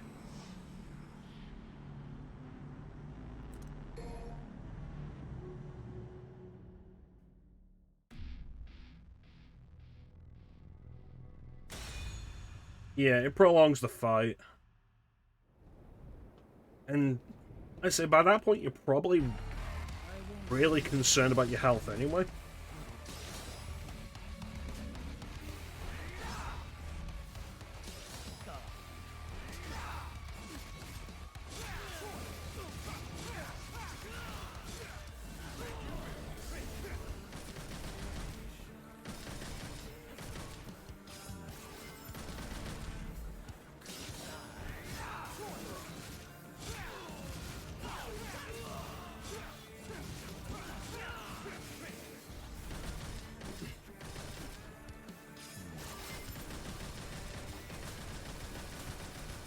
Most of the fight, though, like, theoretically, you could do this in one go. Take it slowly and carefully, figure out the attack patterns. Because after he goes into Devil Trigger, it's mostly just escalation.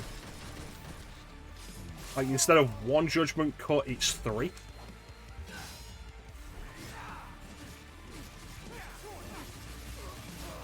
Just about time to settle. That's right. You could theoretically work it out.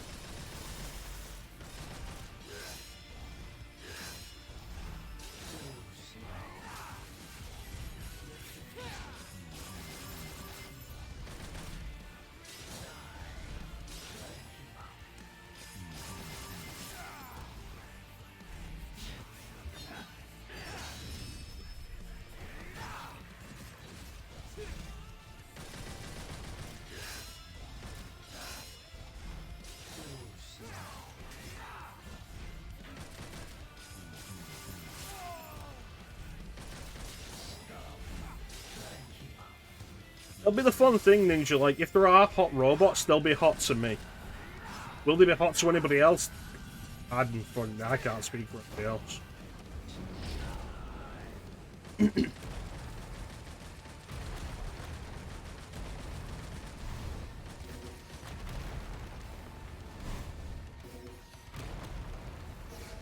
I hate these summon swords, though. I hated them in Devil May Cry 3. I hate them here.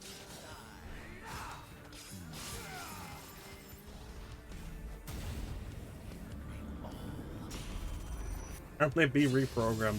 No, they'll have, like, specific designs, so, like, if someone tries to reprogram them, they'll just be irreparably damaged. Not having any of that.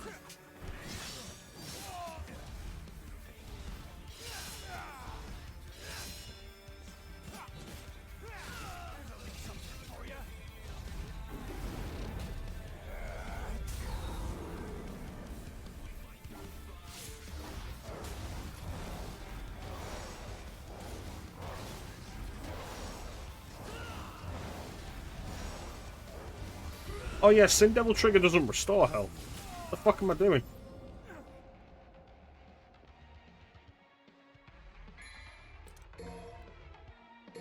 What am I doing? Sin Devil Trigger doesn't restore health. Alright, with that knowledge fresh in our brains, let's try this one more time.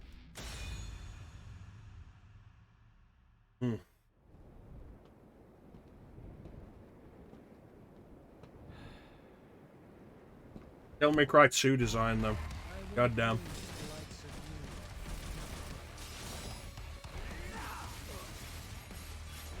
It's like, the time before that, it was like, okay. I wasted Sin Devil Trigger because I used a super move and it didn't end up restoring any health.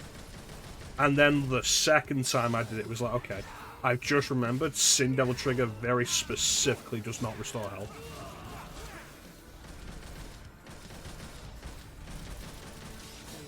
Which is one of the things that makes it less useful than regular Devil Trigger.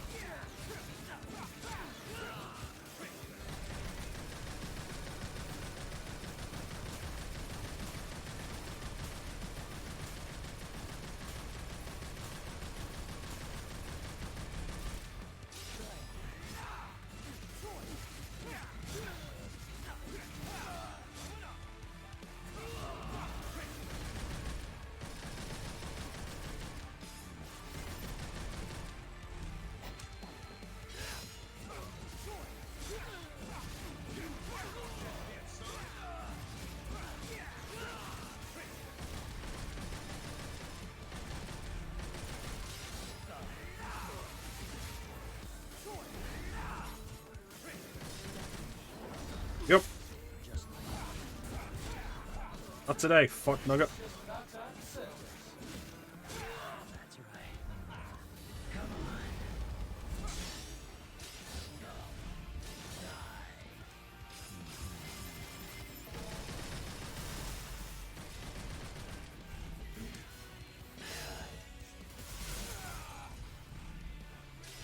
I hate that you get stunned from that. Like, it ruins everything else.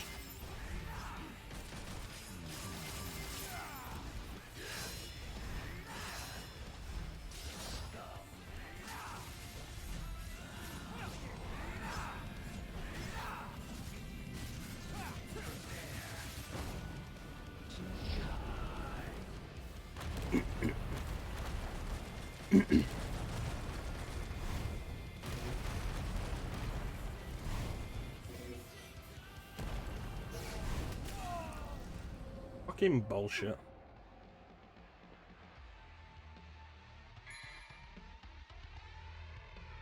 And my big problem with just that whole sequence where Virgil flies around is entirely the summon swords that come around you.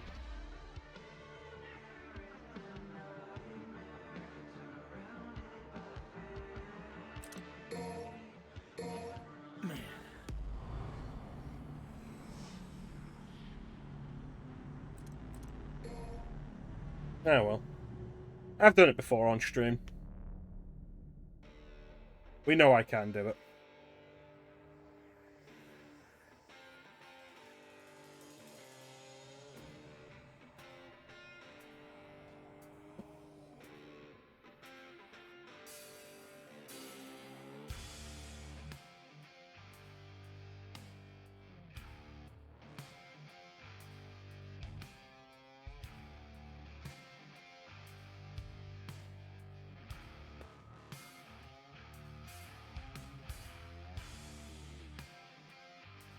I think that's going to do it for today, though. Gone long enough.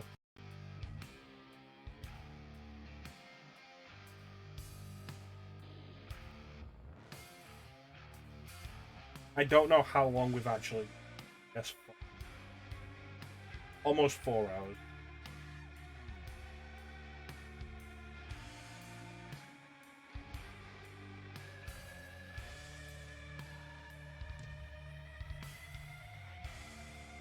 He's playing so many.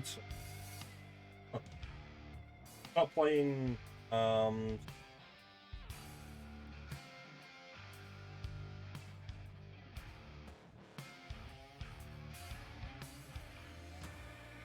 check out Seek. Seek's live right now with so many.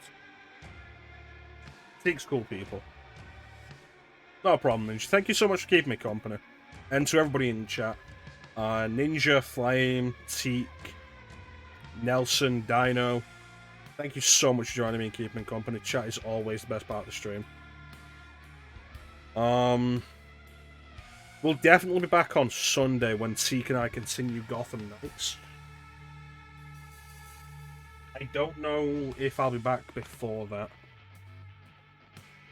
As I'm in work till fuck knows when tomorrow.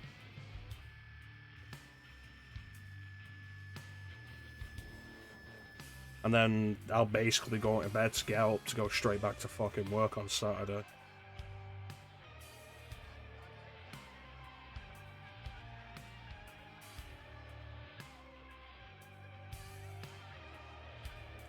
Yeah. So Gotham Knights on Sunday. I'm thinking it's probably going to end up being the finale. So look forward to that. It should be fun. But in the meantime, Teak is live right now playing Tormented Souls if you want to check that out. I only found out recently, but it's like a classic Resident Evil clone. I thought it was a Souls-like. Or it was like something on those lines. It's unfortunate you can't have a game with the name Souls in the title anymore because of that.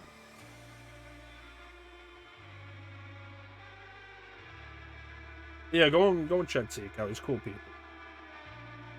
If you still want stream stuff.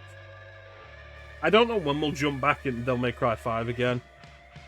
This, like, whenever I do Devil May Cry 5, it's always kind of like, this is a placeholder for something. Because I don't have to commit to, like, finishing the game again. But, we'll probably come back with more of this at some point. It's always fun.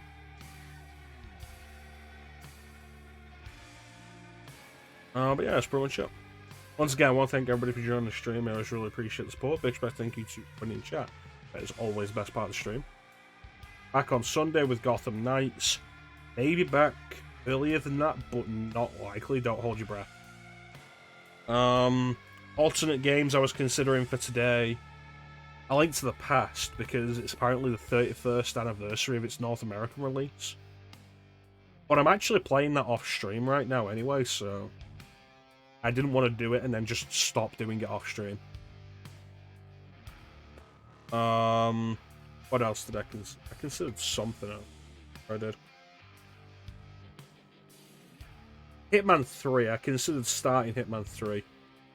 Which I've been talking about for a while. Just like, every now and then, just doing like a level of Hitman 3.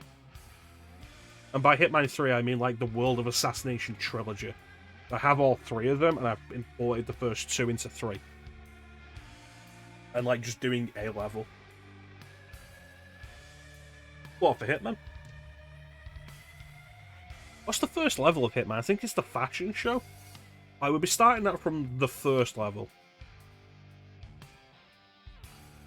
I think the first one's the fashion show. Yeah. And like just spending...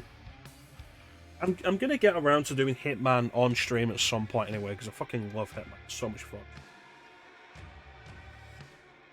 And... I've been avoiding playing more of it.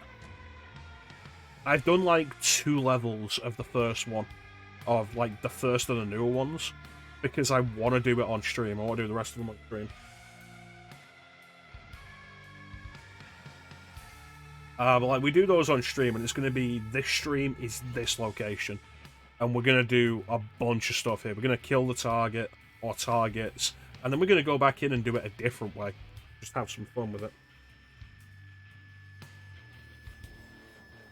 It's like those would be like Chrono Visits, Parrots, Chrono Visits, Sapienza, Chrono Visits, Hokkaido.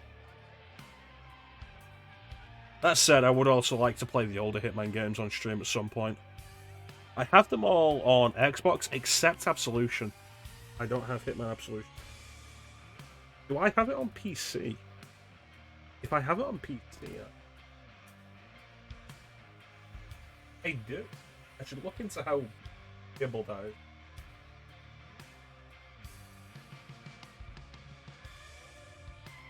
Yeah, we'll see. Depending on how I feel on Sunday and, like, if I'm up early enough, maybe we'll, like, start that off. It's just, like, something we'll do every now and then. We'll visit a location. And just play Hitman for a few hours. Like I say, I think that'd be a fun thing to do. But that's for, like, in the future. Disconnect from anything else. But yeah.